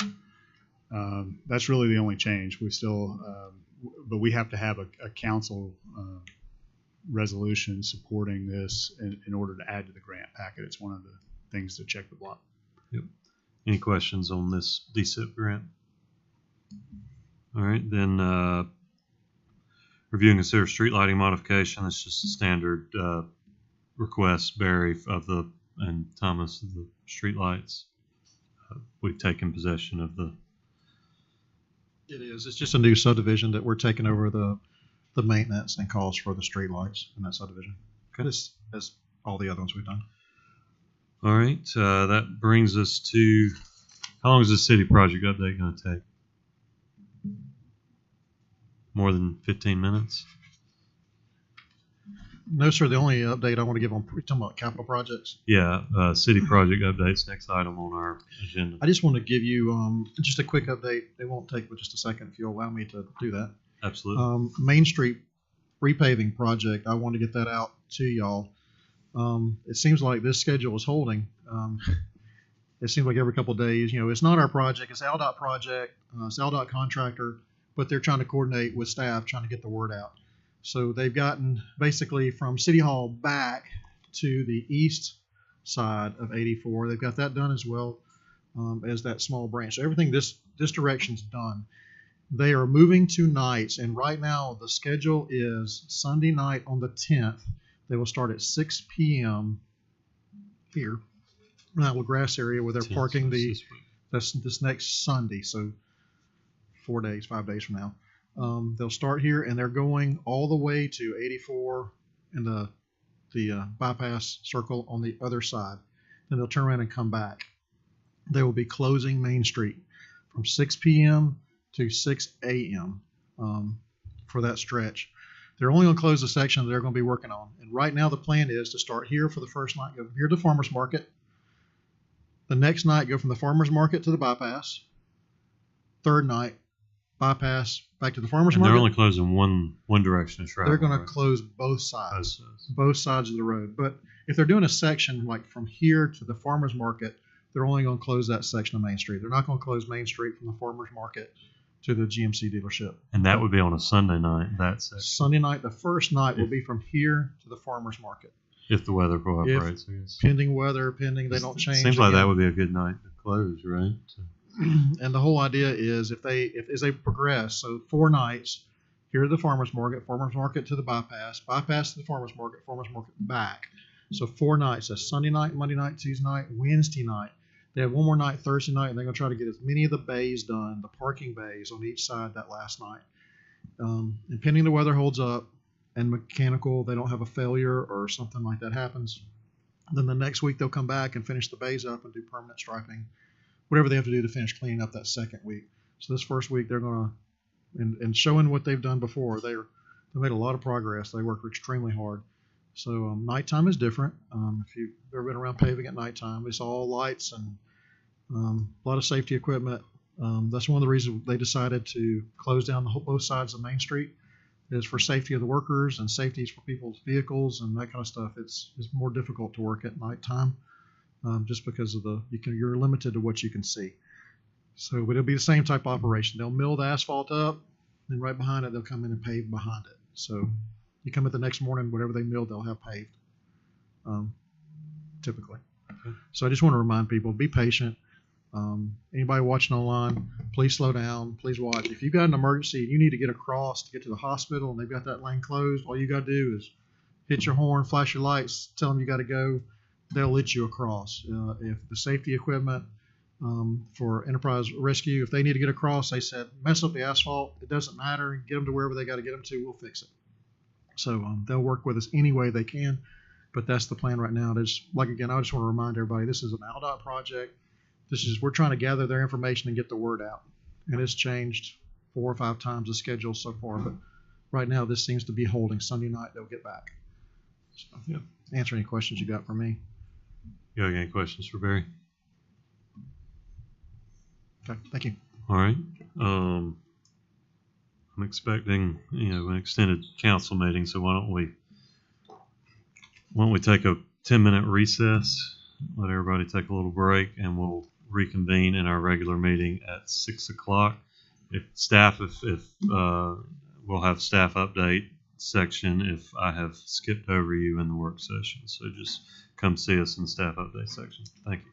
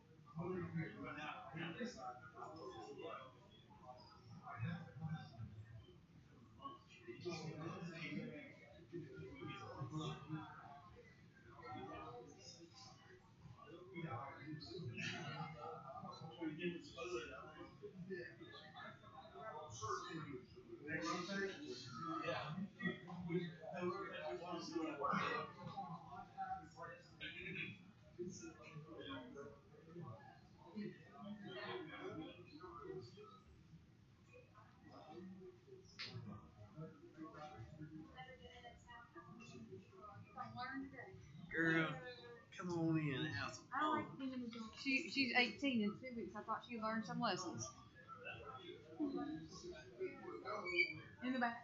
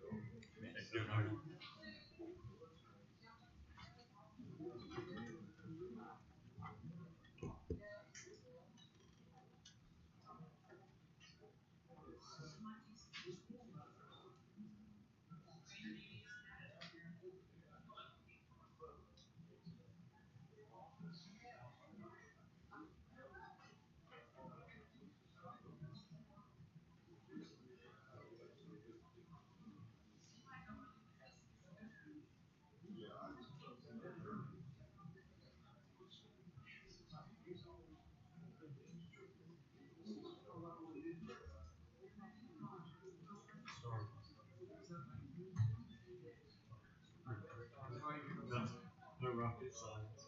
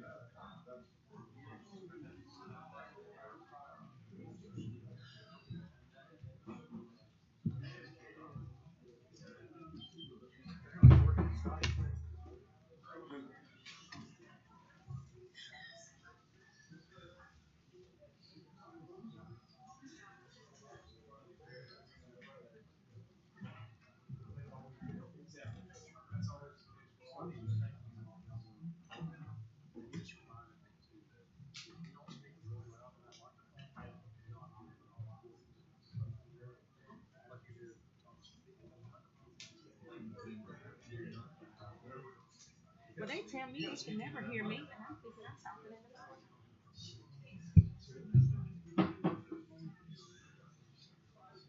See, we got you moving. I said, look at Robert. I'm talking about Rob and his little twist that they have. Yeah, he got a new hairstyle.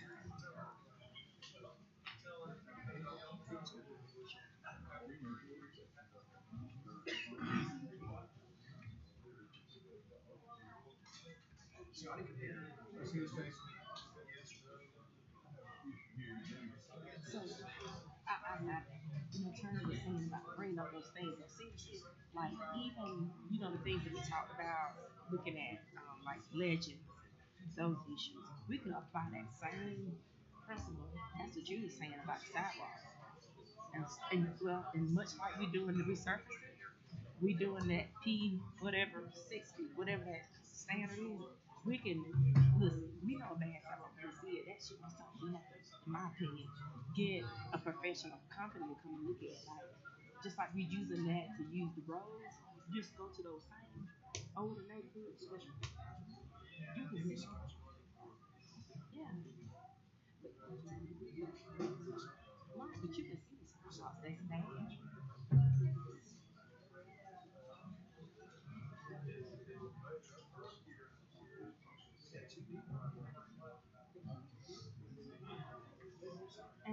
And I'm saying, especially some of these areas that like I'm telling you about, like Watch Street, older,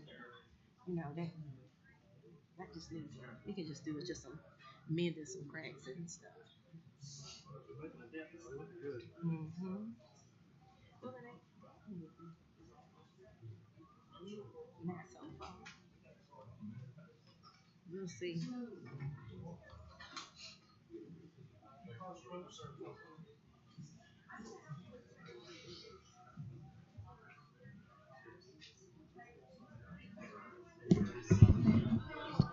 All right, ladies and gentlemen, I've got 6 o'clock. If we could get the room back in order.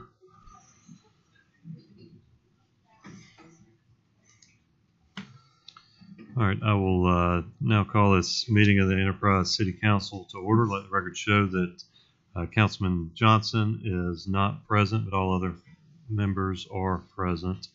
If you could please stand with me in the opening prayer and pledge of allegiance. Pastor Michael Minat from Hillcrest Baptist Church. Thank you. Let's pray together.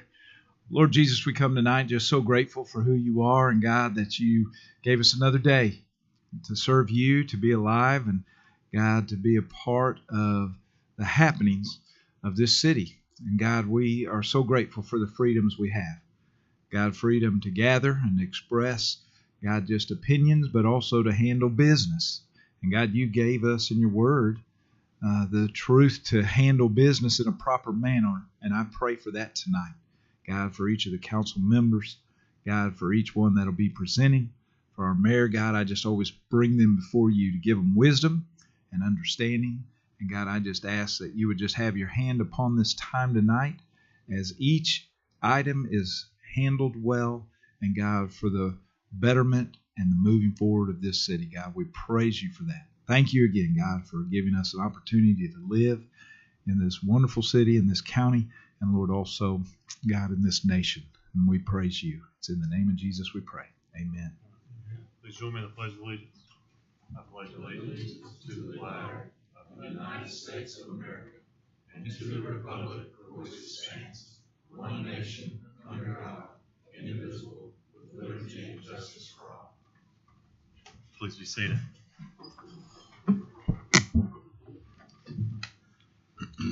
All right, Council, you have the agenda in front of you that we discussed in the previous work session.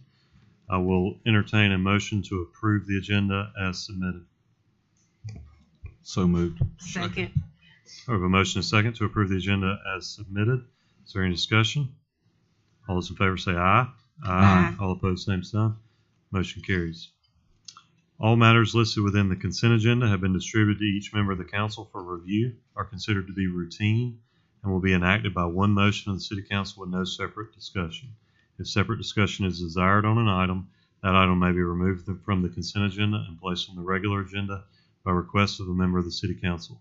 I'll now call for a motion to approve the consent agenda as presented. So moved. Second. I have a motion and a second to approve the consent agenda as presented. Is there any discussion? Let the record show that I'll be abstaining because of a conflict with accounts payable B. All those in favor say aye. Aye. All opposed, same sign. Motion carries. We'll now consider a permit street closure request for Main Street Enterprise Bowlville Block Party. We have anybody here to discuss this? Any questions of the council? I'm sure Billy can address it. We had this. Any changes from the request in the packet? No changes. What it is, it's July 22nd, WTVY.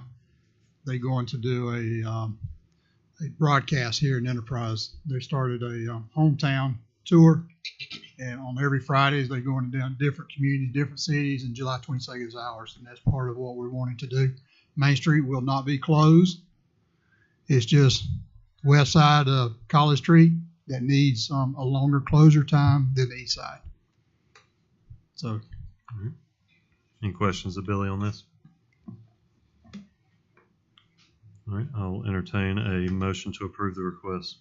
So moved. Second. I have a motion and a second. Any further discussion? All those in favor say aye. Aye. All opposed, same sign. Motion carries. We'll now have the time of the meeting called Privilege of the Floor. This allows anyone here from the general public present tonight that wishes to address the council to come forward and take 3 minutes to let us know what you've got on your mind. I will bring your attention to the fact that we have multiple public hearings tonight. So if your public hearing is tonight and you want to speak to us about that topic, now is not the time to come forward. That specifically would be the annexation and zoning of New Enterprise LLC. There's 2 hearings on that: the Axton rezone, the airport zoning, the Honeybee zoning, and the Cisco's Bourbon and Cigar Club public hearing. If you're here to talk to us about that, please wait for the public hearing. If it is about anything else, now would be the time to come forward. Is there anyone here to take privilege of the floor? All right, seeing no one, we'll move on to staff reports. We have any additional staff reports? I know we got several in our work session. Any additional? Seeing none, we'll move on to old business. All right, we will now have a public hearing and consideration of ordinance 060722, which is the annexation and zoning for New Enterprise LLC. I will now call for a public hearing prior to consideration of ordinance 060722, providing for the annexation and zoning of 0.67 acres of land owned by New Enterprise LLC into the city limits and establish zoning of R75A residential district. So this hearing is now open. We discussed this in the work session prior. I'm going to give everybody some instructions on how we're going to conduct these public hearings tonight. So the first thing I'm going to do is I'm going to call the applicants forward to present the project and address any known concerns. We will then call upon staff for any information they might have concerning the project. This should include any information about the Planning Commission recommendations and staff recommendations. We'll then allow any members of the general public to voice their support or opposition to the project, including any specific concerns they feel the council should take into consideration. Then we'll allow the applicants one more time to address any of the concerns that were brought forward that they didn't address prior in their in their comments that they feel need to be addressed. Then we'll close the public hearing and the council will have our deliberation. So a few ground rules during this hearing and all the subsequent hearings tonight. So this is a public hearing during a regular council meeting of the Enterprise City Council. We're here to conduct the business of the council in an orderly manner. We expect the attendees to respect the proceedings. We'll have one person speak at a time. Please give this person who is speaking the same courtesy you expect when it is your time to speak. Outbursts from the audience will not be tolerated. After you are recognized by me to speak, please come forward and speak directly into the microphone. Keep that in mind. Please speak loudly. We've got people watching online. This is being recorded, so we need you to try to keep that microphone to your mouth. Please make sure all comments are directed to us, the council, as we will be the ones making the decision tonight. Under no circumstances should you turn around and address anybody in the audience. They should be directed to us. Please attempt to refrain from repeating the same points that have previously been made so as to keep these proceedings as efficient as possible. Then after the hearing is closed and the council deliberations begin, there will be no more comments from the audience. If we wish to hear from somebody, we'll call you forward. That'll be our prerogative to do that. The hearing will be, the public section of the meeting will be closed at that time. So those are our ground rules for tonight. So we'll move to the second item on the agenda of this public hearing. That will be I'll now call the applicants to present the project and address any known concerns. Is there anyone here representing the applicants? Good afternoon. Philip Santor, North Star Engineering here representing M4 for the rezoning and annexation of the 0.67 acres. We have gone through Planning Commission and got a recommendation to you for that, and now we're asking to be able to move ahead with the final rezoning and annexation of this parcel. One of the questions and a lot of the questions that came up when we was going through that was, is it an actual apartment complex? And it is not an apartment complex. It's super small homes and individual homes, and so we're here asking for this approval. All right, thank you. All right, staff.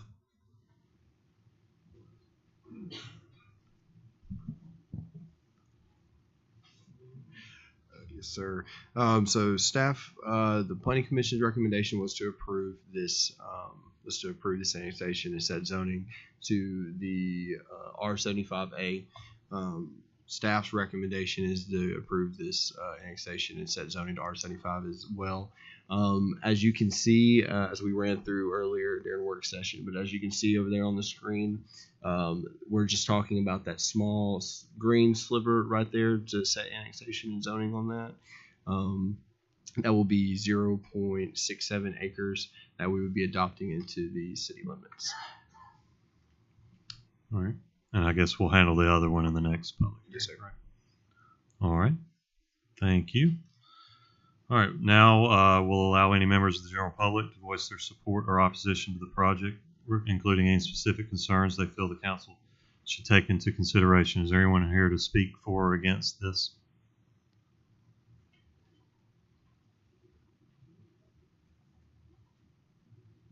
All right. I see no one. We will. The next item would be to allow the applicants to come back. I assume you don't have anything additional to bring forward. So I'll now close this public hearing and move to council consideration of the ordinance. So do I hear a motion? I move that we adopt the ordinance 060722. Second motion. All right, we have a motion and a second. Is there any further discussion? All those in favor say aye. Aye. All opposed, same sign. Motion carries. Moving forward to the next item on the agenda, which is the adjacent property for New Enterprise LLC rezone, ordinance 060722A. So I now call for a public hearing prior to consideration of ordinance 060722A, providing for the rezone of 40.13 acres of land owned by New Enterprise LLC from R65 Residential District to R75A Residential District located off of County Road 711. And so this hearing is now open. I'll now call upon the applicants to present the project and address any known concerns. Philip Santor, North Star Engineering, here representing M4. As in the previous one, we're here requesting this be rezoned. Again, it's definitely not an apartment complex. It's small homes, and we're asking it to be approved. All right, thank you. All right, staff.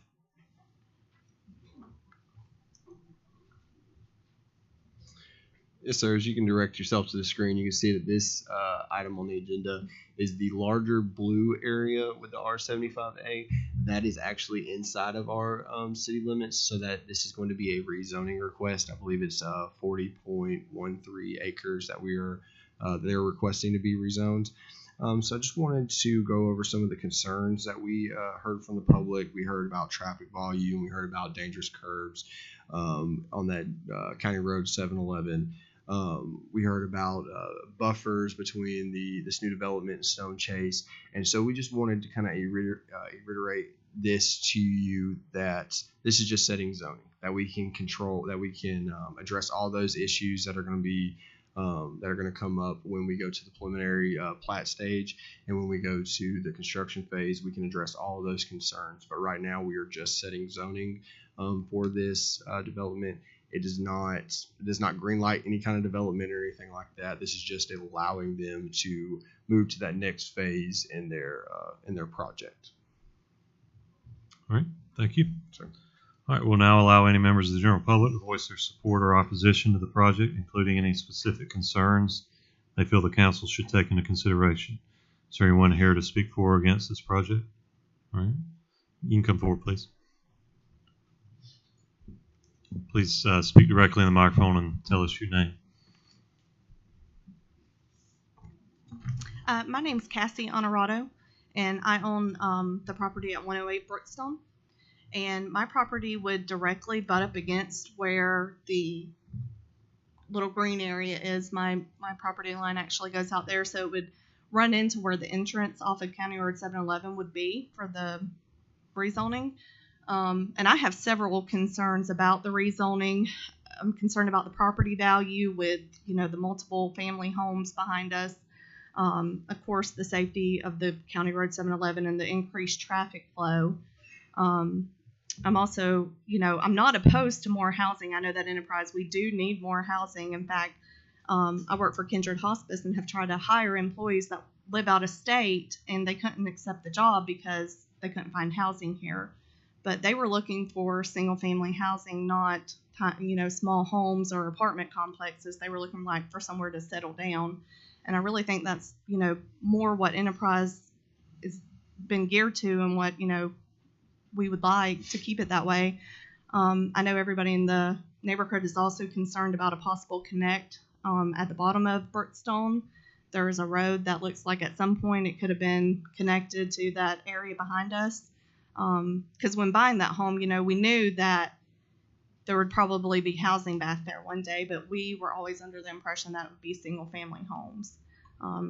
So just have some concerns about property value, the safety, and the increased noise and traffic. And I just feel like it would be better to keep it single-family housing, and I ask that you all vote no to the rezoning. All right, thank you. Thank you. Anyone else?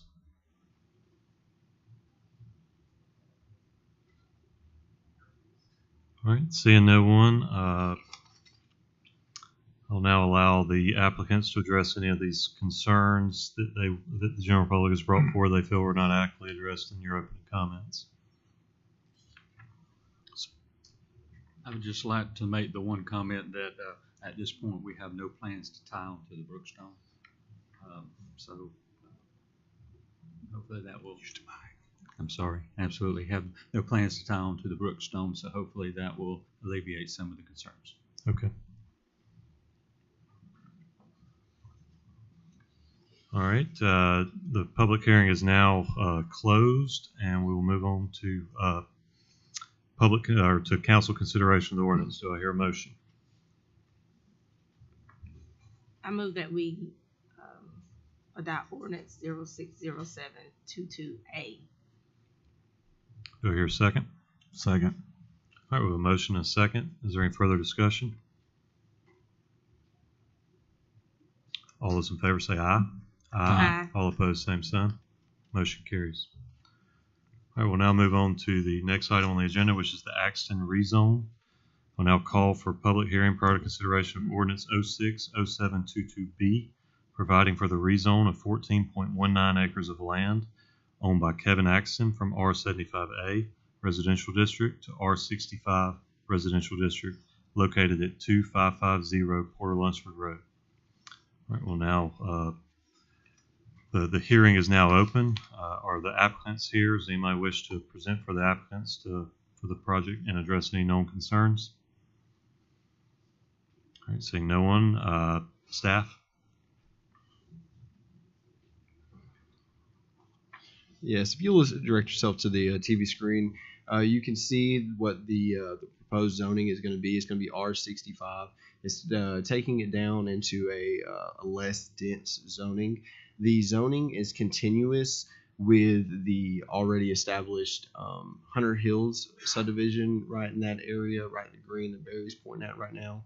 Around that area, you have a mixture of different type of residential housing and everything like that. So staff finds this to be continuous zoning. The Planning Commission voted to approve this unanimously, and staff recommends that this is adopted. All right, thank you. Thank you. All right, are there any members of the general public who wish to voice their support or opposition to the project, including any specific concerns they feel the council should take into consideration? All right, seeing no one, I would assume that there's no applicants here to address any of those, so we will close the public hearing, and I will entertain a motion in concern to this ordinance. Make a motion, we approve ordinance 060722B. All right, we have a motion. Do I hear a second? Second. We have a motion and a second. Is there any further discussion? All those in favor say aye. Aye. All opposed, same sign. Motion carries. All right, I'll now call for a public hearing prior to consideration of ordinance 060722C, providing to amend the enterprise zoning ordinance to establish a zoning jurisdiction in the city to include the area lying within 2 miles of the boundary of the Enterprise Municipal Airport. This hearing is now open. This one will be handled a little different since we don't have applicants. I'll just skip straight to staff to brief us on this ordinance.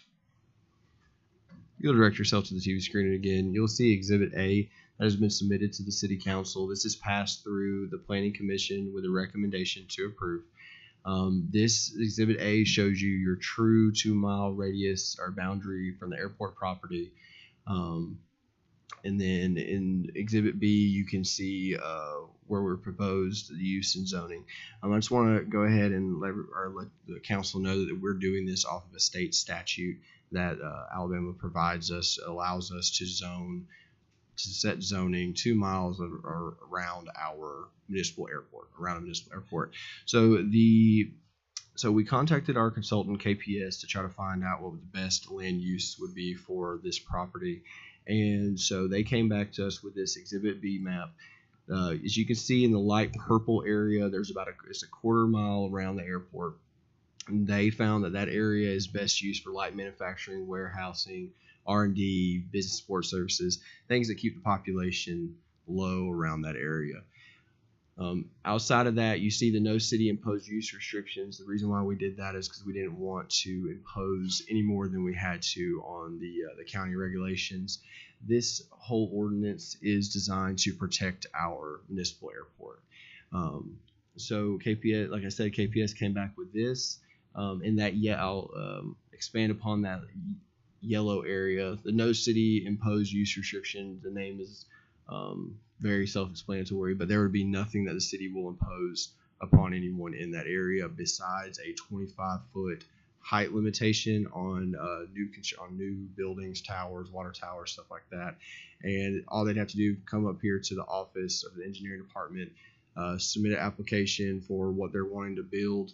It will be directed to our building official, so Mr. Berrymont, and he will either approve or disapprove. And like I told you in work session, that there is a process in place. So if something gets denied and someone's unhappy, then go for the Board of Adjustments for a site of administrative appeal.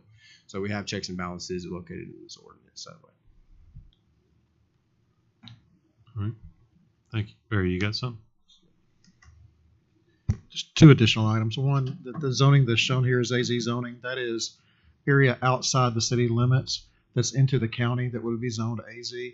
And the other item I was going to throw out was mine went blank.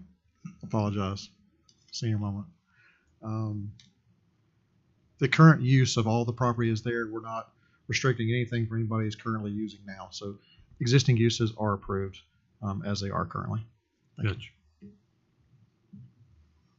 All right. We'll now allow any members of the general public to voice their support or opposition to the project, including any specific concerns. Of course, in this case, not the project, but of the ordinance, to include any specific concerns they feel the council should take into consideration. Is anyone here from the general public to voice their concerns? Yes, sir.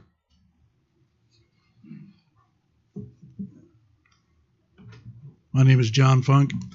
My only real concern is I understand the zoning requirements. Enterprise is growing. I'm glad Enterprise is growing. With that, airport encroachment becomes an issue. Will these new zoning areas include the FAA safety zones and take those into consideration for the construction? Because I know Dothan Airport has had a lot of problems, especially off the end of their runway 18. Okay. All right. I'll get that question asked for you. Was that your only concern? Yes, sir. All right. Anyone else here from the public to voice their support or opposition to this ordinance?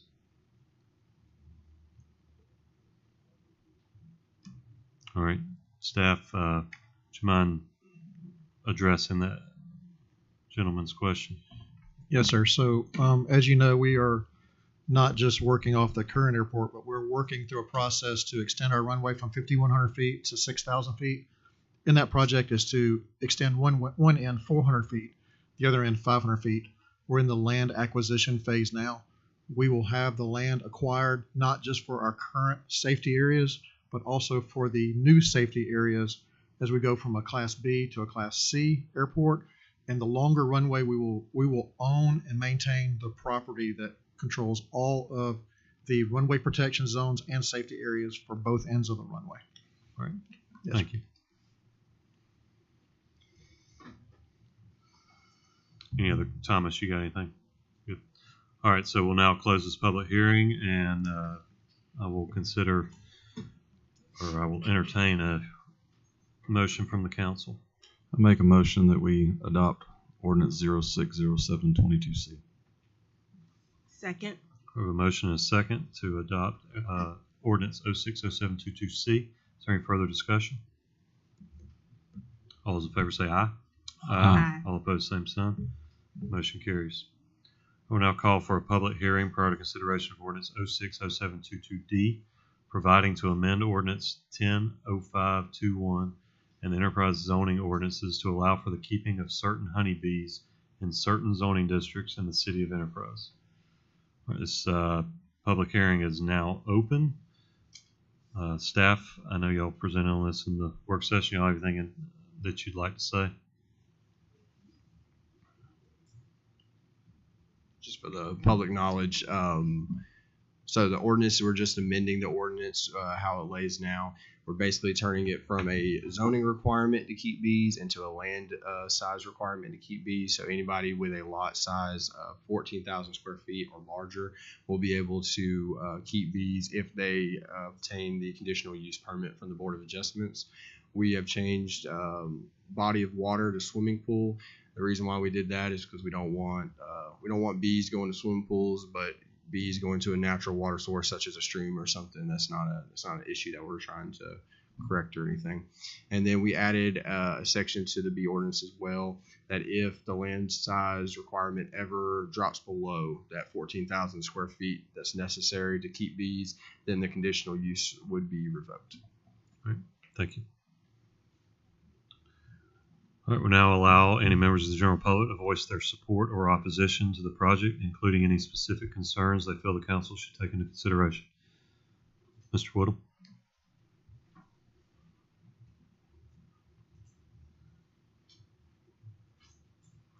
Thank you. Good evening. My name is Richard Woodham. I would like to express my support for these changes. Specifically, whenever we go back and look at the 6 months we worked on the project, we intended for the wording to be swimming pools and not body of water, but there were some uncontrollable circumstances with our legal team. There was 2 medical emergencies before we were getting it written to go to the Board of Adjustments to come here, and we had to decide whether or not we would wait another month and go back through the process or not. So the intention was always to have swimming pool and not body of water. So that's one.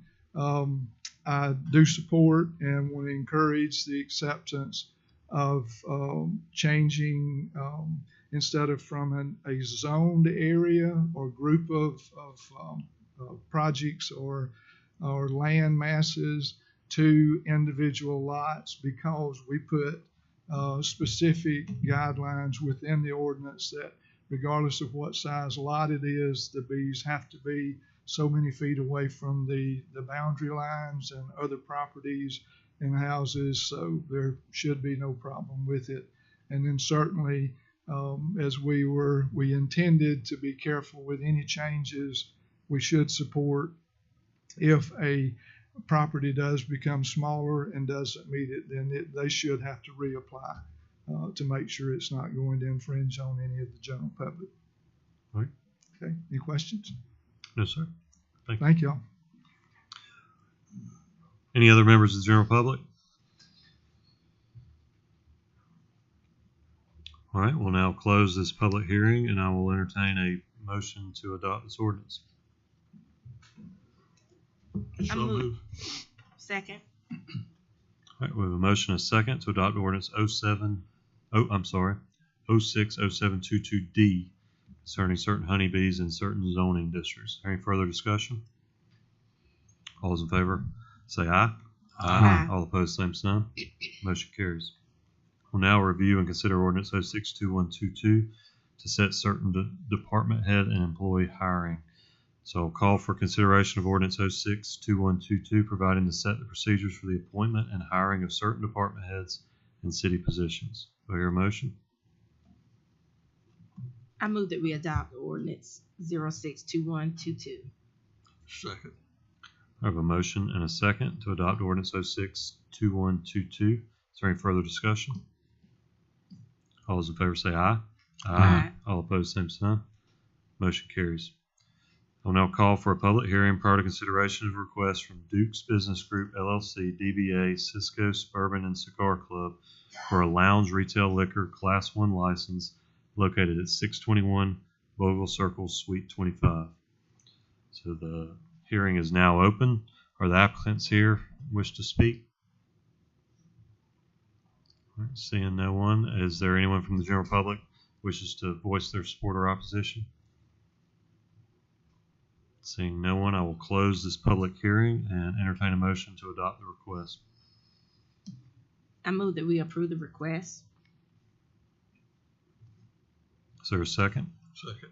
I have a motion and a second to approve the request. Any further discussion? All those in favor say aye. Aye. All opposed, same sign. Motion carries. All right, moving on to new business. We'll introduce for the record a letter from the Enterprise Planning Commission that offered no recommendation for or against the following rezone request. Request by Boyd Engineering, LLC on behalf of Tony Hunley for the rezoning of 32 acres of land from R100 Residential District to R75A Residential District and B3 Highway Commercial District, located at the corner of Dolphin Street Extension and Highway 27. There'll be no action on that. We'll introduce ordinance 070522, which is the Hunley rezone.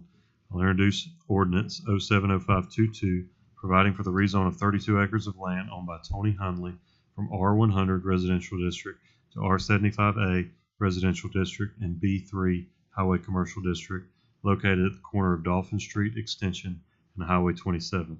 A call for a public hearing to be held at the regular meeting scheduled for August 2nd, 2022. I'll introduce for the record a letter from Enterprise Planning Commission to approve the following requests. A request by Longleaf Engineering, LLC, on behalf of Shang and Fay Howell for the annexation and zoning of 71.85 acres of land to TH3 Townhouse District and 112.23 acres of land to AGRIC Agricultural District, located off County Road 622 on the south side of the Enterprise Municipal Airport. I introduce ordinance 070522A, providing for the annexation and zoning of 184.08 acres of land owned by Shang and Fay Howell into the city limits and to establish zoning of TH3 Townhouse District and AGRIC Agricultural District. Call for a public hearing to be held at the regular meeting scheduled for August 2nd, 2022. No action on this tonight.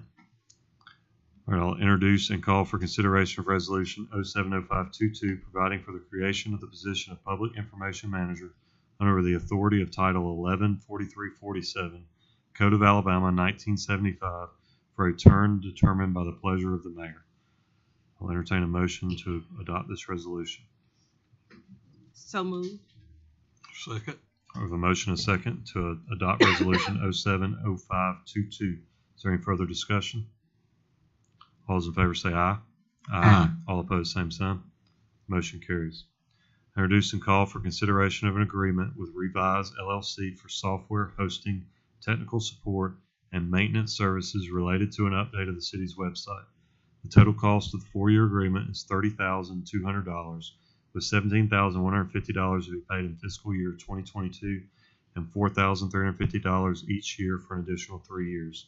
Or the total contract amount can be paid in annual installments of $8,618 the first year, $8,616 for years 2 and 3, and $4,350 in year 4. I'll entertain a motion to approve the request to sign this agreement. So moved. Second. We have a motion and a second. Is there any further discussion? All those in favor say aye. Aye. All opposed, same sign. Motion carries. Call for a motion to authorize the city administrator to submit a proposal to the Defense Community Infrastructure Pilot Program, DCIP, for improvements and amendments to the Enterprise Community Recreation Center and to apply for assistance in the amount of $2 million. I further authorize that the City Council acknowledges that funding for the city's $28 million match will be derived from the 2021 General Obligation Warrant Series C funds. I'll entertain a motion to approve this proposal. So moved. Second. We have a motion and a second to approve the submission of this proposal. Is there any further discussion? All those in favor say aye. Aye. All opposed, same sign. Motion carries. Introduce and call for consideration of a request from Thomas Hardy, Assistant Director of Engineering, to install the following new street lights at an annual cost of $1,280.40. This consists of 10 aluminum poles and 10 45-watt Colonial LED fixtures at Bellawood Subdivision. I'll entertain a motion to approve this request. So moved. Second. I have a motion and a second to approve the request. Is there any further discussion? All those in favor say aye. Aye. All opposed, same sign. Motion carries. Mayor, do you have a report for us? Thank you, Mr. President. Parks and Recreation All-Star Play Update. 6 and under American District South State Baseball Champion. They will advance to play in the World Series at Monroe, Louisiana, July 21st through July 26th. 11 and under rookies are the state baseball champions. They will play in the World Series at Monroe, Alabama, July 21st through 26th. we will have two teams to go to the girls Dixie softball state tournament in Dover starting July 8th. 10 and under won the district, and they will go play in the 10 and under district baseball state tournament in Troy starting July 8th. 17 and under baseball team is going to play in the Dixie Majors baseball state tournament in Fallon, Alabama starting July 8th. Volleyball registration is going on now through July 29th. Girls grade 3rd through the 6th. Flag and tackle football registration now through July 29th for ages 5 through 12. Tournaments and events July 8th through 12th. 8 and under Dixie baseball coach Pitt State tournament, 18 teams. July 5th through the 19th, Dixie Ozark 12 and under baseball state tournament, 12 teams. July 30th to the 31st, Travel Ball USA Baseball World Series, 35 teams as of now. Engineering Department, permits approved. Single family detachment, 4, $932,000. Residential additions, 24, $734,027. Commercial additions, $323,528. Nuisance properties, investigated properties, 47. Verbal contact, 14. Notifications mailed, 33. Properties without progress, 4. Properties litigated, 22. Water department, there were 10 new construction water meters services installed in the month of June. The new bypass tank is about 99% complete and is scheduled to be filled in mid-July. Fire department, hydrant flow testing is complete. High concern area around Main Street shopping center will be completed in approximately 1 week, early morning hours. Enterprise Fire Department will have a golf tournament August the 4th at the bridges at Taunton Pine. Proceeds will go to the Community Risk Reduction Program. This year's tournament will focus on making smoke detectors available for our citizens. Civic Center Farmers Market for the month of May. We had 26 event programs scheduled in auditorium at Civic Center for July. We have 23 events programs scheduled for the Farmers Market facility for July. The Senior Center is closed for the remainder of this week. Watermelon Day was a huge success with more than 1,200 visitors throughout the day. We also have a thank you note from the Alabama State Games, and they were very much pleased with the operation of Enterprise Parks and Recreation for the setup that was done during this time. It was said that the staff was very hospitable and working very closely and trying to make everything possible. They are grateful for the support that they got from the staff of the Recreation Department and the city of Enterprise. We would also like to recognize the Boy Scouts of America. Thank you for attending. Overall, I plan to do my best and to do my due diligence. God, my friend. And we thank you for it. All right. Thank you, Mayor. Ms. Rich? Good to see everyone tonight.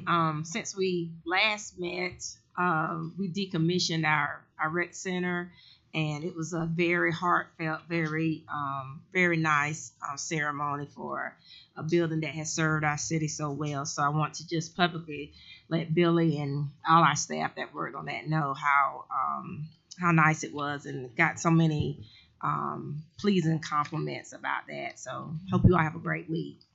Mr. Goolsby? I agree with Sonia on the decommission. It was a very nice ceremony, and I'm very pleased to see our contractor has finally started on our sidewalk repairs in the West Side neighborhood. Thank everyone for coming. Mr. Paget? Thank everyone for coming. Thanks staff for all the hard work you do. Y'all have a good night.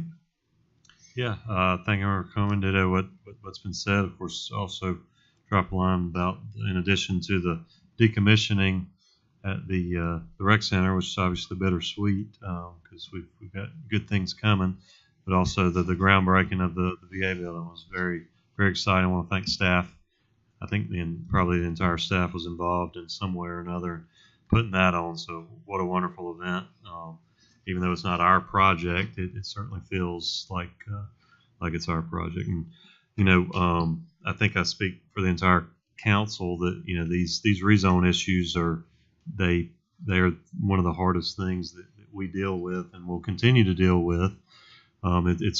It's kind of one of those things you would say would be a good problem, and that at least we're growing. These are signs that we're growing. I know that there are people that don't agree with some of the decisions we made tonight, and if we'd made the other decisions, there would have been equally as many people that disagreed with that. So at the end of the day, I'm certainly a big fan of private property rights, and also of smart growth. I think